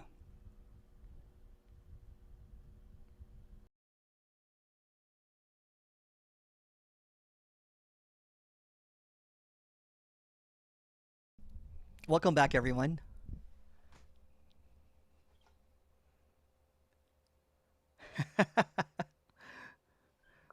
Hello. Hello. Someone just messaged something. The one with problems didn't get in. Sorry. um, so welcome to the second session. This one is going to be 90 minutes. If you have any questions, you can raise your hand. But let me do a small intro in regards to the topic the way that the way that I planned this, although no one planned it, seemingly I would put on kind of like I do it in a DJ set. I would put on a theme, and then I don't know what I'm going to say actually. So the title of this one is the Unteaching. So what's being suggested here is that everything is an unteaching. Everything is an unteaching. Everything that appears, since it's not happening to anyone, seemingly the illusion of something happening, but it's actually really not happening. Seemingly something that is understood, but it's really misunderstood. Seemingly something is seen, but it's really unseen. So all of this apparent speaking about this is not landing anywhere. It's not going anywhere. It's not making a point. It's not trying to make a statement. It doesn't have any location. All of these words are empty. Everyone is listening is empty. So this is not a teaching. It's kind of like an unteaching.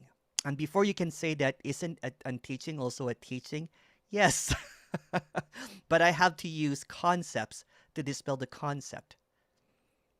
Before you can attach to a word like emptiness, nothing, everythingness, whatever word that you can, that you're trying to grasp or trying to understand or trying to know is unknowable, because these words are just really trying to point out to the emptiness of everything already. So there's nothing to teach. Since everything is already empty, this is an exposure, a communication that there's nothing to teach, because everything that seems to be understood is not true. Everything that seems to be processed cannot be processed.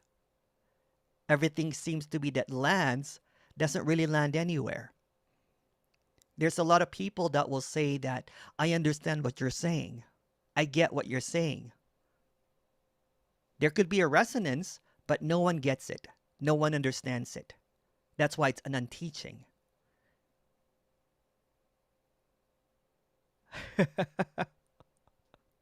I'm not trying to make it more difficult. I'm just showing you the obviousness that what's being spoken here is boundless, boundlessness, unconditional, unknowable. So the illusion that it's knowable, the illusion that this is graspable, creates this frustration. I can't get what Emerson's saying all the time. He seems to be talking in circles. No one is talking here all the time. So what's being expressed here is that your grasping of these ideas about the idea less, the word less, is what's happening. It's the teaching that's unteaching, which cannot be taught. So really nothing is happening. It's like the me is a cult. This is just another story. This is a me is like a cult in belief system, and writing down everything that I'm saying and trying to grasp what is being expressed here. But what's being expressed here is ungraspable. What's being expressed here is already free, as I said earlier. So trying to understand something that cannot be understood is impossible.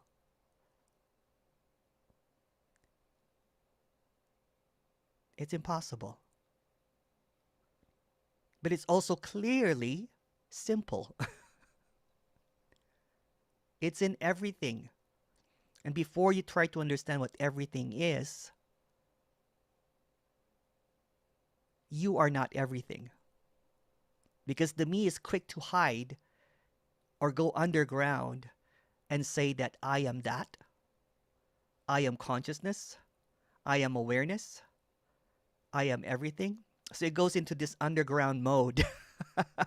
And it tries to, I must know myself. I have to know thyself. And it goes into this serious brainwashing that it exists, that it's a soul, that it's a being, that it's supreme, that is the absolute.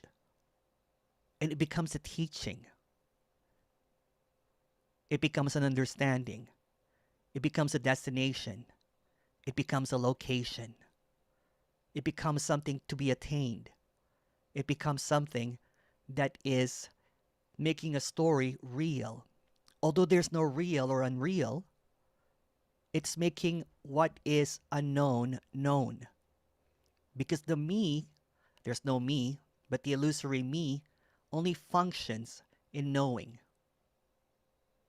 Because when it's unknowing, it doesn't exist. It only functions in time, because in timelessness, it's nothing. So this is an exposure, an illumination that anything that you think that you know, anything that you think that you've learned, including everything that you think you know about radical non-duality, is not true. Because the moment that you grasp it, the moment that you understand it, the moment that you start writing about it, it becomes a position. And there's nothing wrong or right about that. It's just what's being pointed out is that the obviousness of what's being spoken about is unknowable, ungraspable, unteachable. So talking to your friends or your family about it is ridiculous sometimes. I don't know if you guys have tried talking to your friends about it. They're like, so is it like a teaching? I'm like, not really. Is it a philosophy? Not really. Is it something that it has a purpose? No. What's the meaning of it? Nothing.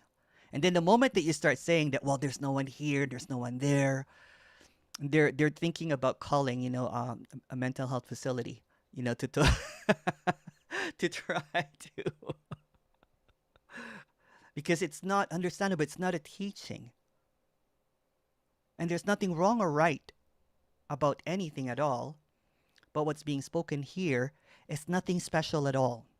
Because the moment that it's made special, then it becomes an understanding. It becomes an elite thing. This is not an elite thing because there's no others. There's no groups. There's no special. Sometimes and there's nothing wrong or right about this. It's kind of funny. Sometimes I scroll through Facebook and I laugh at all the teachings because it's really convincing. They're convincing that they have come at an absolute knowing. They have reached the ultimate teaching. That they have attained something or they're on their path to get to somewhere. Nothing wrong or right about that. And there's this earnestness. When this was a spiritual teacher, it thought that it had the absolute knowing. And it was an authority of a teaching. So what's being expressed here is just the naturalness of everything, which can't be thought. The simplicity. It's kind of like you can't teach red to red. It's red. It's not even red, but you know what I mean. So it's not known. So you can't teach liberation, you can't teach freedom, because you're not freedom, you're not liberation. And there's no such thing as liberation, there's no such thing as freedom. Because those are just words, again, trying to describe something that's already obviously doesn't have any words. We have to use words, but if you notice the way that I talk about this, I use something and I yank it out, maybe in another talk. It's always contradictory. Because I can only speak in stories and in concepts to expose that everything is a concept and everything is a story.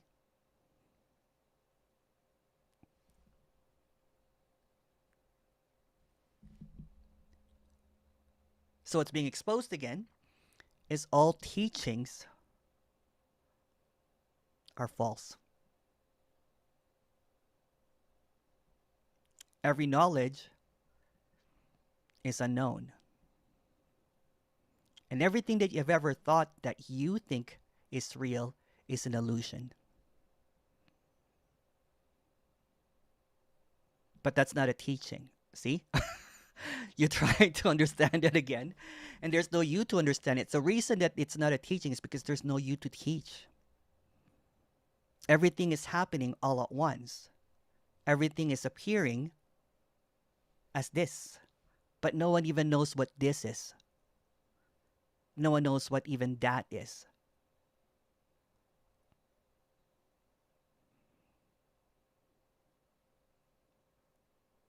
So before you land on emptiness or nothingness, if you found it, it's not it. If you understand it, it's not it.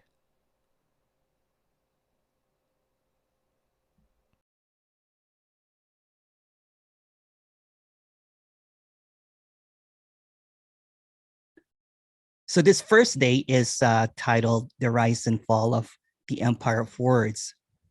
So what is being suggested is that if we all strip down everything, there are no words.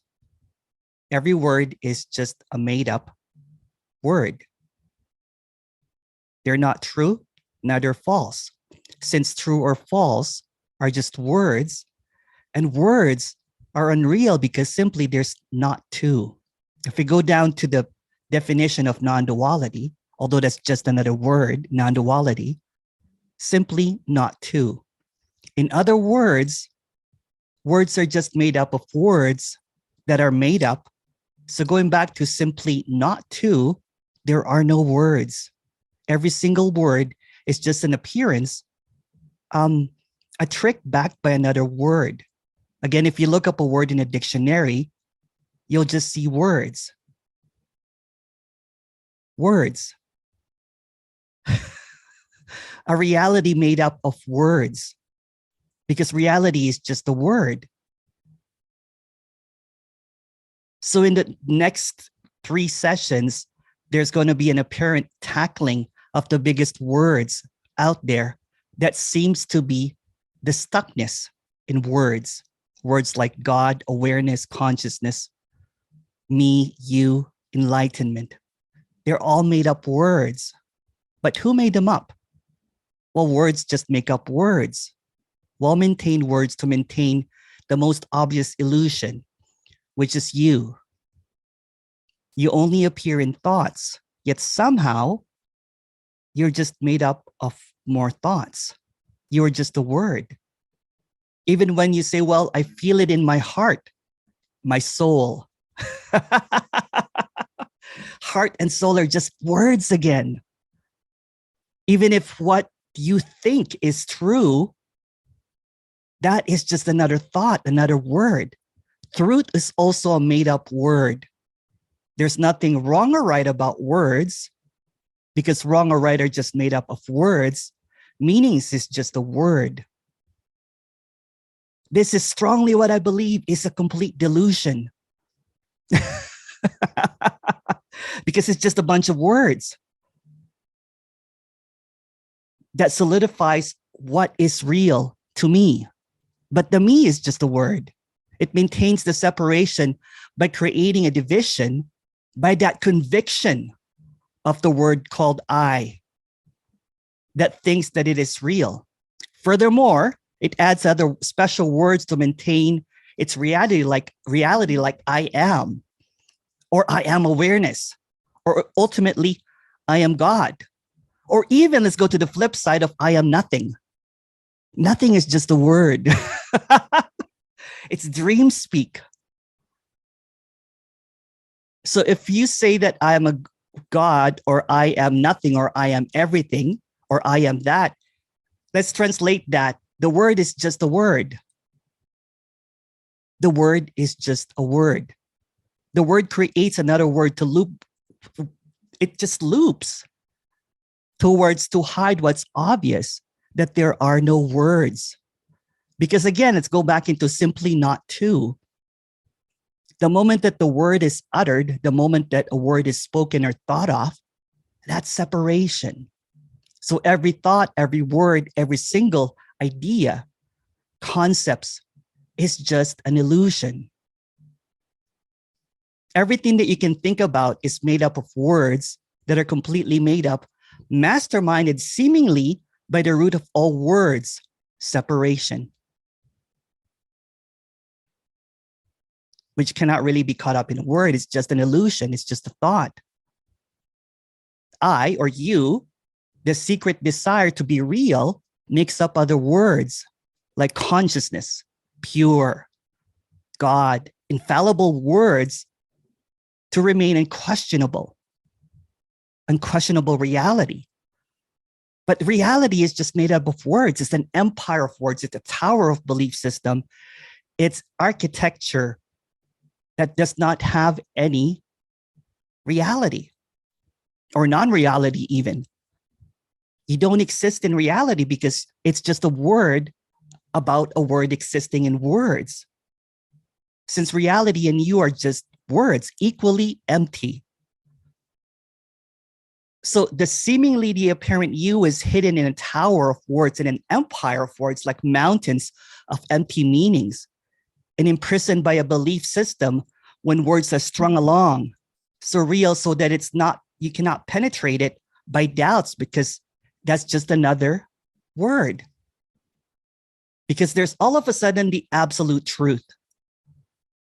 And then the hidden secret word that is the biggest made up word is God.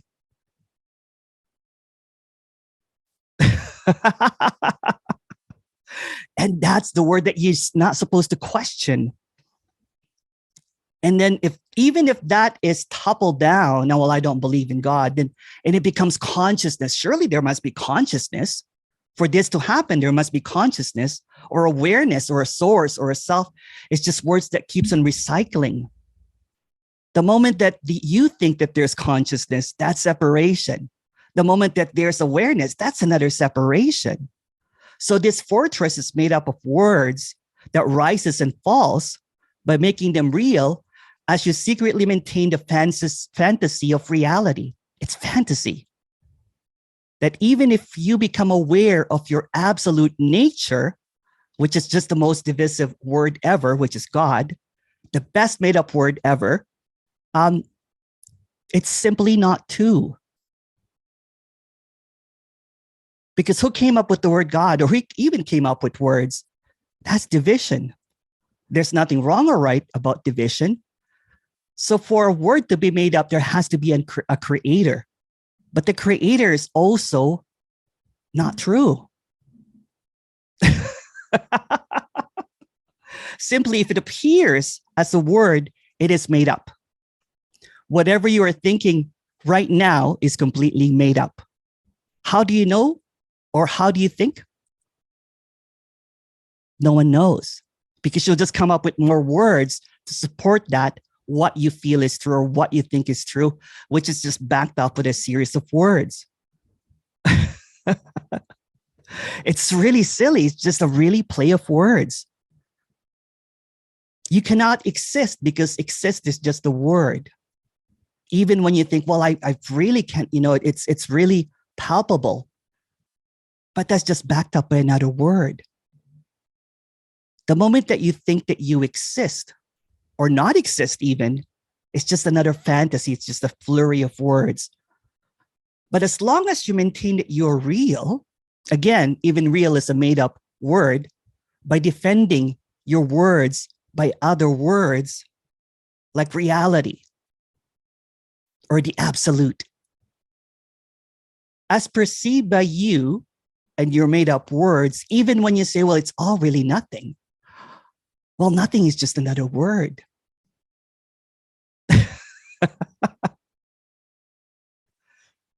Of course, there's no you, because you is just a word. Like the root of words comes from you, but since there's no you, everything that you will make up is just going to be made up of empty words. But somehow words are being used in this communication. It's just to illuminate, to uproot that the root word is, there's no root word. There's no original word. There's no beginning and there's no end. Words only prolongs what has always been obvious. What rings true without the aid of words or belief system and the greatest fear of all, which is death, absence, nothing. You can't say it in words. It's unknowable. It's unthinkable. It's incomprehensible. In the story, you are dead and you're using dead language. This is like speaking in tongues, blah, blah, blah. To maintain the delusion of grandeur that what is not real has a reality, which is dualistic. Again, right? The moment that there's going to be the biggest argument is like, well, you are all saying the same thing. I'm like, I'm not saying anything at all. There's nothing being said here because this is just words. But this is almost like a word assassin.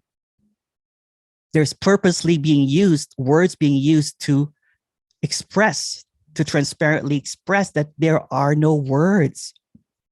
Words are all created. Words are all dead. So there is a fear of acceptance that it's really nothing. So it wishes that it is something else that encompasses everything, like God or source or self or the higher self. I really laugh at the self because there is no self, but it becomes real when it becomes capitalized. It becomes, well, there's a capital S there, it must be real. Then it becomes just this confusion. So what is being avoided is what is obvious. The obvious is that this is all made up, but it feels real. But what is made up and what feels real cannot really be put into words. So there's a coming up of words to maintain that there is truth. But for truth to happen, there has to be not true. So that's, again, dualistic. So the fake self resonates with whatever will maintain its fakery. When there's fake resonance. Resonance simply is the resonance that it's like a blackout. It's like, I don't know what I'm resonating with. I cannot put it into words. Or when there's a glimpse, it cannot manufacture words of what it is, but somehow it tries to best explain it in words. It communicates what cannot be spoken. It tries to express what cannot be expressed. It says in words what cannot be captured by words. The obstacle to this unconditional freedom that cannot be talked about are words. And words become belief system. Words all of a sudden have hierarchies. Or even, like apparent, masters or something. There are no masters, just a word. Will come up with this, there is nothing but only supreme reality. But that's just a bunch of made up words. Although we will say that there's no separation, they will say that there's only the absolute. But that's a belief system in words again. That's just an imaginary friend to maintain that it's not real by making something real. By making something like an absolute reality. So since this is like an open invitation to see that this is perfection, that there's nothing wrong or right about words, they're just appearances. But trying to grasp, trying to hold on to words, or trying to say that everything is just the same thing. You're saying the same thing as this. No, this is not saying anything at all.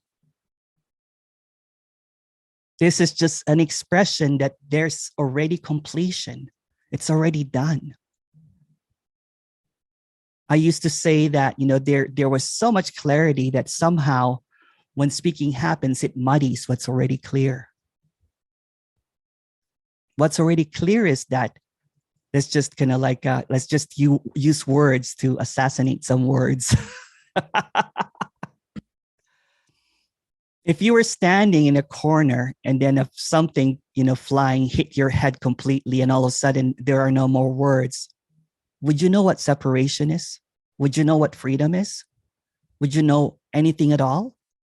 No. There are no words, but words are appearances. That's neither right or wrong, neither real or unreal. It's nothing at all, but it's also everything.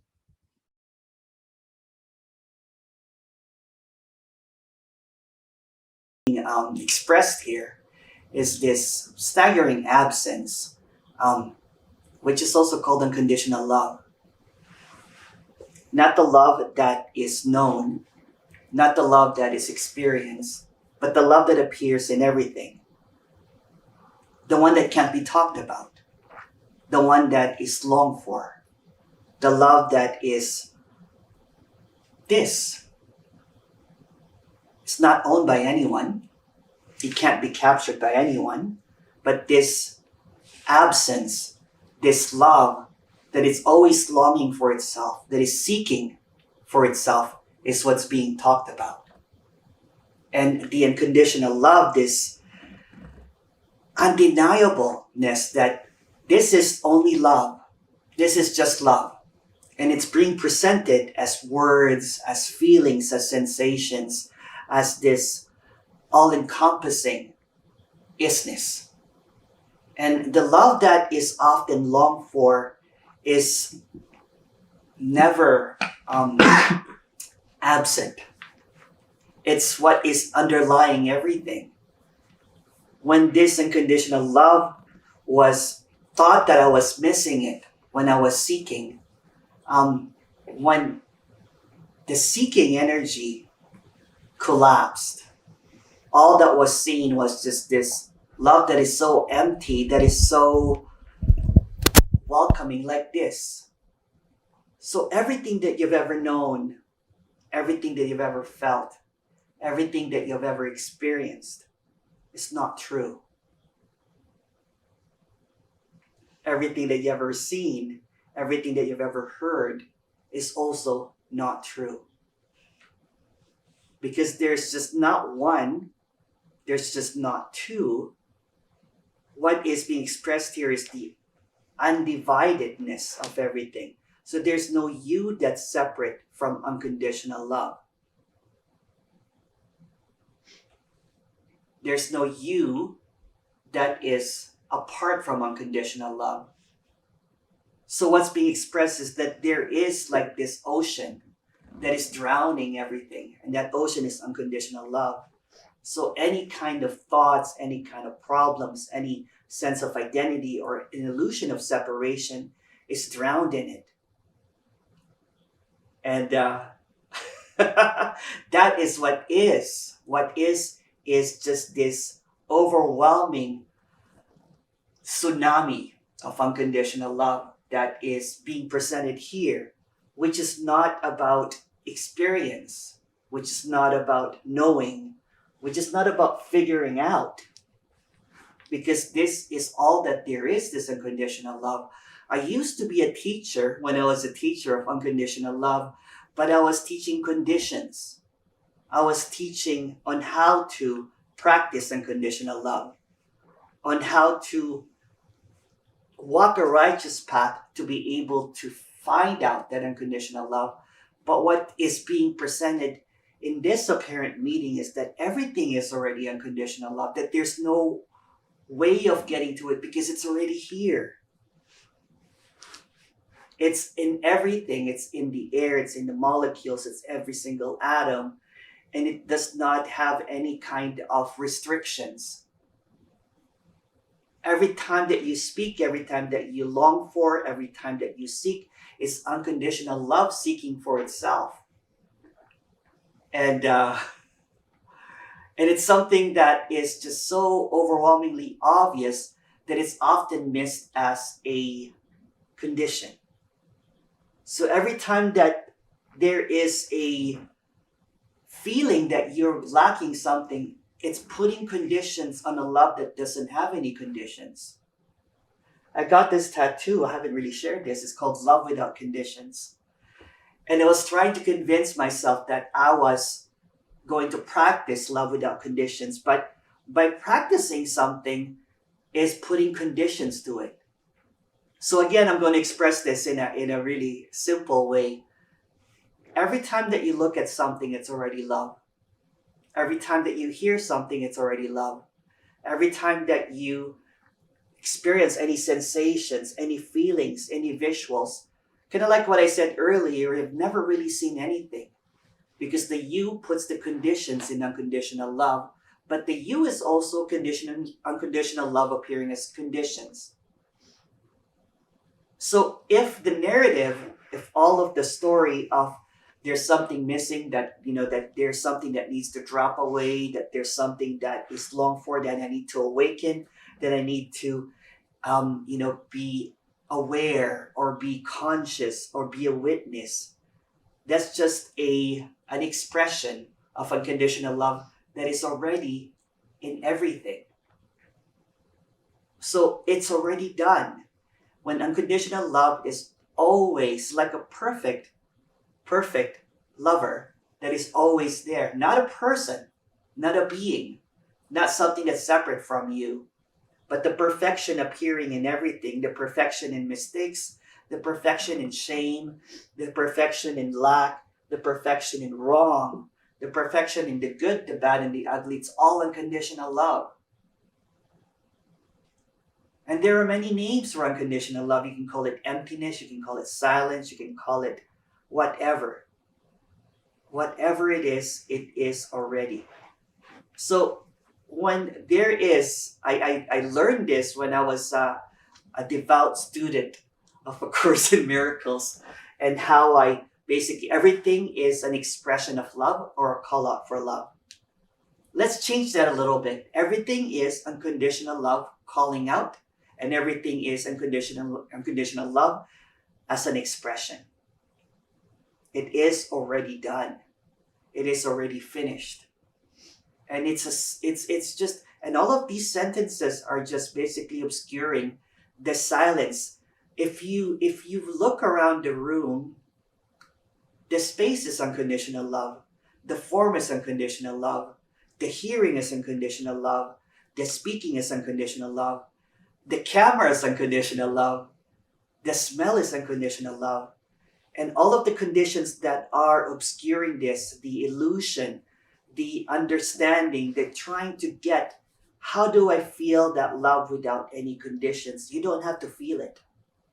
Again, every single experience that you've ever had, everything that you know, everything that you think that there is. Oh, I am recording. I forgot that I was recording. Everything that is missed, everything is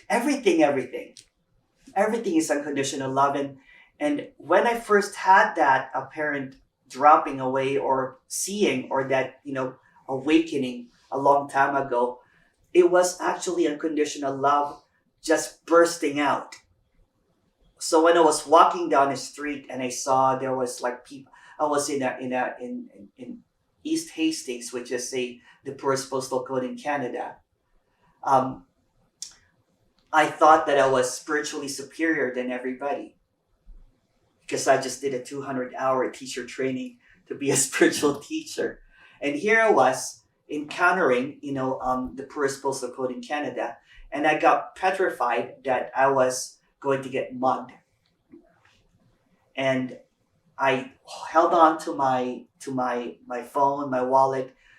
I looked like super spiritual. I had mala beads. I was drinking kombucha. I was dressed in beige, in Lululemon pants, and everything. But my love was conditional still. Although I have been through a 200-hour kind of like, teacher training. And then so I thought that I need to redo my karma. So I was quite surprised that after thousands of hours of meditation that I could still not practice unconditional love. And so the next day, because I was petrified of the homeless people, I took my dog, San Miguel. And then I looked at San Miguel and was looking at the way that this creature was just unconditionally sniffing everyone. The person shooting up heroin in the street, the nuns that were helping, the workers that were helping, all of this. And then and there was a bursting, some kind of liberation, that if my dog can see it, why can I not see it? And then all of a sudden, there was a collapse of the veil of separation. I saw everything as unconditional love. I saw the person on the street shooting up heroin as unconditional love, the person helping unconditional love. And then I started hugging everyone. And then people were asking me, what are you on? They thought I was high on something, but it was unconditional love. But unfortunately, after that, I made that conditional love as a condition, as an awakening. But it was just really unconditional love without any restrictions. Fast forward, last summer, I was walking down the street again. In the street, there was a lot of danger, and I got mugged. And I told this story several times. And here I was, kind of like, in Toronto, and the person said, "Give me $50. I have a Playboy cologne here, that I can give you." So it was almost kind of like a mugging, but he was trying to give me something. I'm like, "I have $100." So I gave the person $100. But what apparently happened was there was this in loveness, even with the person mugging me. I didn't see any separation. I just saw what was a story of a person. So there was no fear. There was no fear. And at the end of it, the character saw that there was just love. It was just unconditional love. And I think he was just disarmed by it. They ended up going home. But for the next 5 days, I could not really eat or sleep because I'm not sure with science or medical, but the parasympathetic nerve or the flight and fight response was gone. So I was like not eating. I was not ingesting anything. I was just this in state of like. So unconditional love is not a state. It's in everything. It's in the person mugging me. It's in the danger. It's in the homeless people. It's in everything. The reason I'm telling this story is that this unconditional love is in everything that you do. It doesn't have to be a special location. It doesn't have to be a practice. It doesn't have to be a word coming up from someone. Unconditional love is your biggest fear. Unconditional love is your greatest joy, and everything in between. Unconditional love is when you're brushing your teeth or not brushing your teeth. It's in everything. It can't be missed. But unconditional love cannot be understood because trying to understand it, trying to capture it, makes it into a condition. So what's really happening here, although nothing is happening, is that there is a hope, there is a wish of unconditional love to present itself so that it can relieve any kind of problems, any kind of situation that may arise. But the problems and the situations that's arising is also unconditional love. So again, everything that's arising is unconditional love. And minus that story about how to see unconditional love, you cannot see it. Because unconditional love is blind to itself. It doesn't see any separation. It doesn't see anything other than unconditional love. So going back into that Toronto scene, when I was getting mugged, I didn't see a robber. I saw unconditional love. This room is unconditional love. The carpet is unconditional love. You are unconditional love. But before you own unconditional love, it's not an ownership. It's not an identity. It's not a being. It's not a structure. It's not an idea. So everything that appears as unconditional love, I've never talked about unconditional love this much. I think I've said unconditional love maybe 100 times now. Let's change unconditional love into what is. So what you're longing for is what is. And what is already in this. It's inside, it's the perception, it's the perceiver, and it's the perceived. And let's just change unconditional love to what is unconditional love. So what is looking is unconditional love. What is witnessing is unconditional love. What is hearing is unconditional love. And there's nothing that's not unconditional love. If you have any questions, let's start with that intro.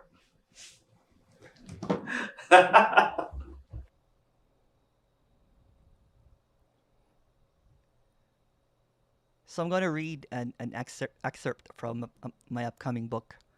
It's not a promotion. I might not even release it. I had a publisher and they kept on wanting me to write a self-help book for non-duality, and I kept on saying no. So it might never be released. It doesn't really matter. But I'll read it anyway.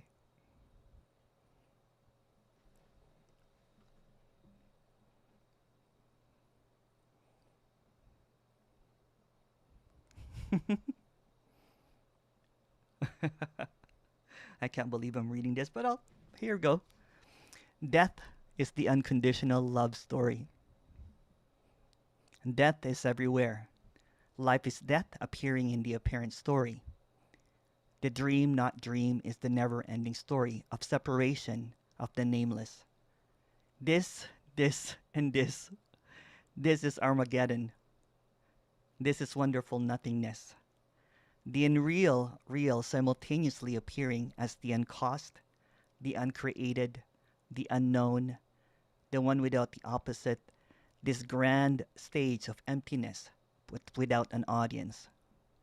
The echoes of death and the whispers of birth suggesting an arrival and a departure that apparently happens and unhappens in complete unison. The unseparated, the indescribable wonder, the great mystery, the overflowing unconditional ordinariness, and the overflowing unconditional love, drowning everything without prejudice. The extraordinary ordinariness and the obvious simplicity that nothing ever happens. The bewildering story and the clarity that there has never been anyone. The collapse of time and the demise of the timekeeper. Everything is happening by itself without reason or rhyme or purpose or meaning. Nothing is the unstoppable unhappening of everything that is appearing. The collapse of cause and effect. The quicksand of unknowing. The devastation of every single belief. The collision and oblivion of everything past, present, and future. The complete loss of hope and the absence of fear, apparently. The massacre of all of the messiahs, prophets, bodhisattvas, buddhas, sages, and all the magical made-up unicorns through burning the great fire of the Book of Dreams. All the flowers of consciousness have wilted and turned black and gray from the big drought of the I am that. And the towering tree of awareness all uprooted and dead from all the flooding of this is it. The exposure of the spirit, soul, self, all the holy, sacred, and the divine as flimsy veils of deception to keep the dream of separation alive. The gates of heaven and hell opens and closes at the same time like a children's book that you toss in the garbage when purging for unnecessary things. Even the paradise and utopia brochures are made of plastic dreams thrown in the trash because it is not fit for recycling. The hoarder of all imagined and real things gets evicted and welcome back home. All of this is a story. You are the storyteller and the story itself. End of story.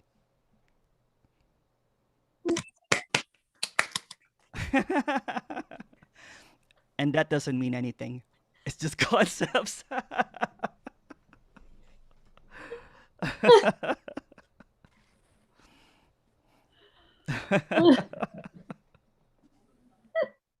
Radical concepts. Radical concepts. It's to dispel the concept, right? So it's talking in concepts to showcase that everything that is talked about is a concept, is a storybook, is a story of a story to dispel the story. Question here. Why do we spend so many hours talking about this if it doesn't get us somewhere else to a better place? Because you're dead.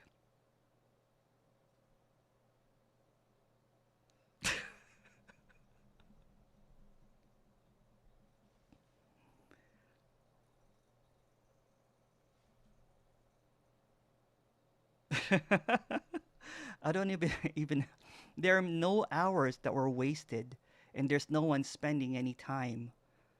There's no somewhere, there's no better place. This is it. This is death. So everything that you're looking for is the end of story, and this is the end of the story. This is death. You know when people say nothing is happening, does anything happen in death? No. Is death unknowable? Yes. And yet here it is. Everyone's afraid of death, but it's looking at them. It's them. Death is a story, and so are you. And you can't even say, I don't know what death is, but this is death. Because all of the concepts and all of the ideas collide like this. And it's so simple that you don't need all the words.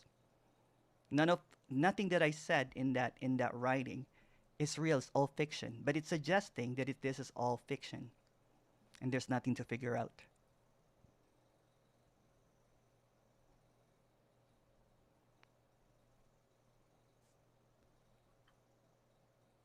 If you make an audio book of it, and you need music, let me know. Okay. Oh yeah, yeah. I had music while I was coming up with this.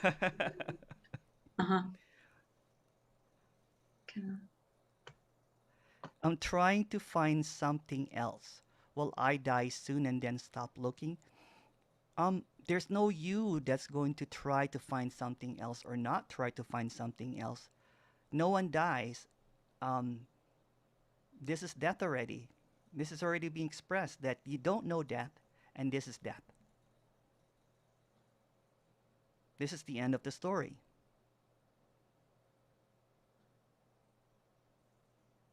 The end of the idea that this is a story, the end of the storyteller, this is the end. It's the drowning of all beliefs. It's the massacre of all of ideas. Because the moment it comes up, it's gone. The moment it rises, it disappears. The moment that you think you got it, it got away. Because that is unreal and real appearing. But since it's unreal and real, it's also death. It's unknowable. Death is unknowable. We don't even have a word for it, so I'll just call it death. People are afraid of it, but it's what's being looked for. That's what people want, is death. And they keep on hovering around, walking around the butcher shop, waiting for a nice meal, waiting for something to happen.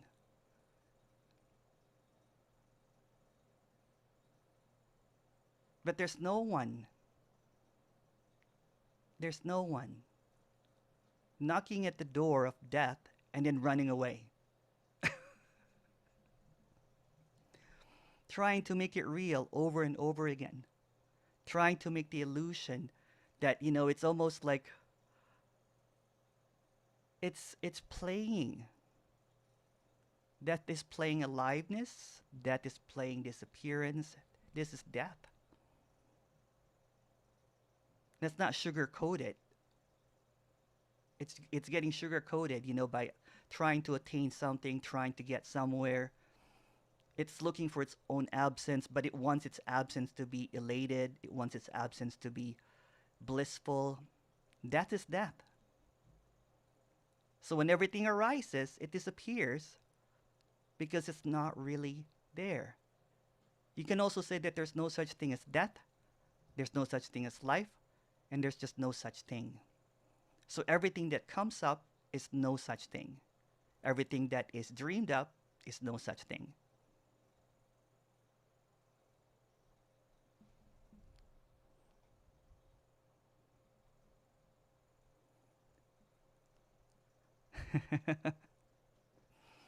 Someone said, that's harsh. Yes.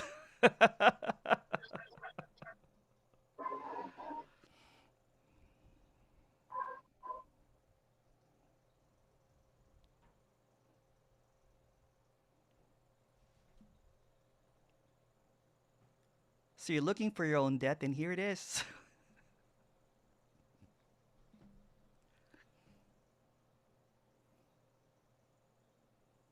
Everything that you've ever looked for is here.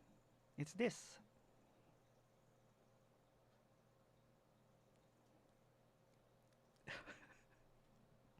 When will I die? When will the me drop away? Well, it's here. Even that idea of dropping away is death. It doesn't mean anything, it's unknown. All of this idea is just rising up and down, rising up and down. It's like a zombie. Moving around. Thinking it's getting somewhere. It's just this. This is the wordless, the death of the words, the death of the concepts, the death of meaning, the death of belief, the death of hope, the death of purpose. So what's left? Just this. Isn't it stunning?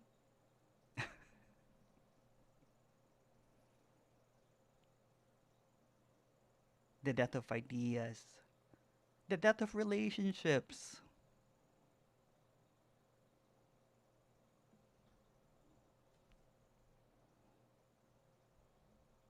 the death of suffering, the death of liberation, the death of expectation, the death of everything.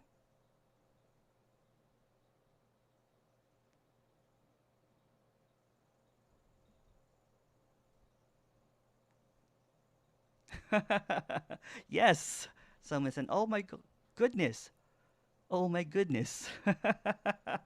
Yes, death is nothing.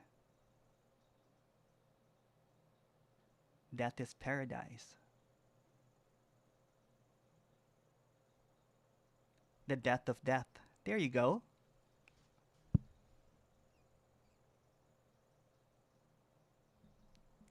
Someone said it too. Two people said the death of death. Yeah, death of death. The death of nothing. The death of emptiness. So all of this is just really unfolding, unraveling. So whatever comes up, unravels. Whatever shows up, leaves. Whatever begins, ends. But it's all endings and beginnings happening at the same time. Since we think that this is dualistic, what non-dualism is pointing out to, there's no non-dualism, is the death of everything. And it's beautiful. It's beautiful. Because it's just stillness that's appearing as movement. Silence or death appearing as sounds. Stillness like death. Peacefulness appearing as chaos. Death of nothing, death of not nothing as well. Yes. Again, all concepts, these are just words that keeps on getting killed the moment that they come up. And that's what unconditional liberation is. It drowns everything that tries to swim in it.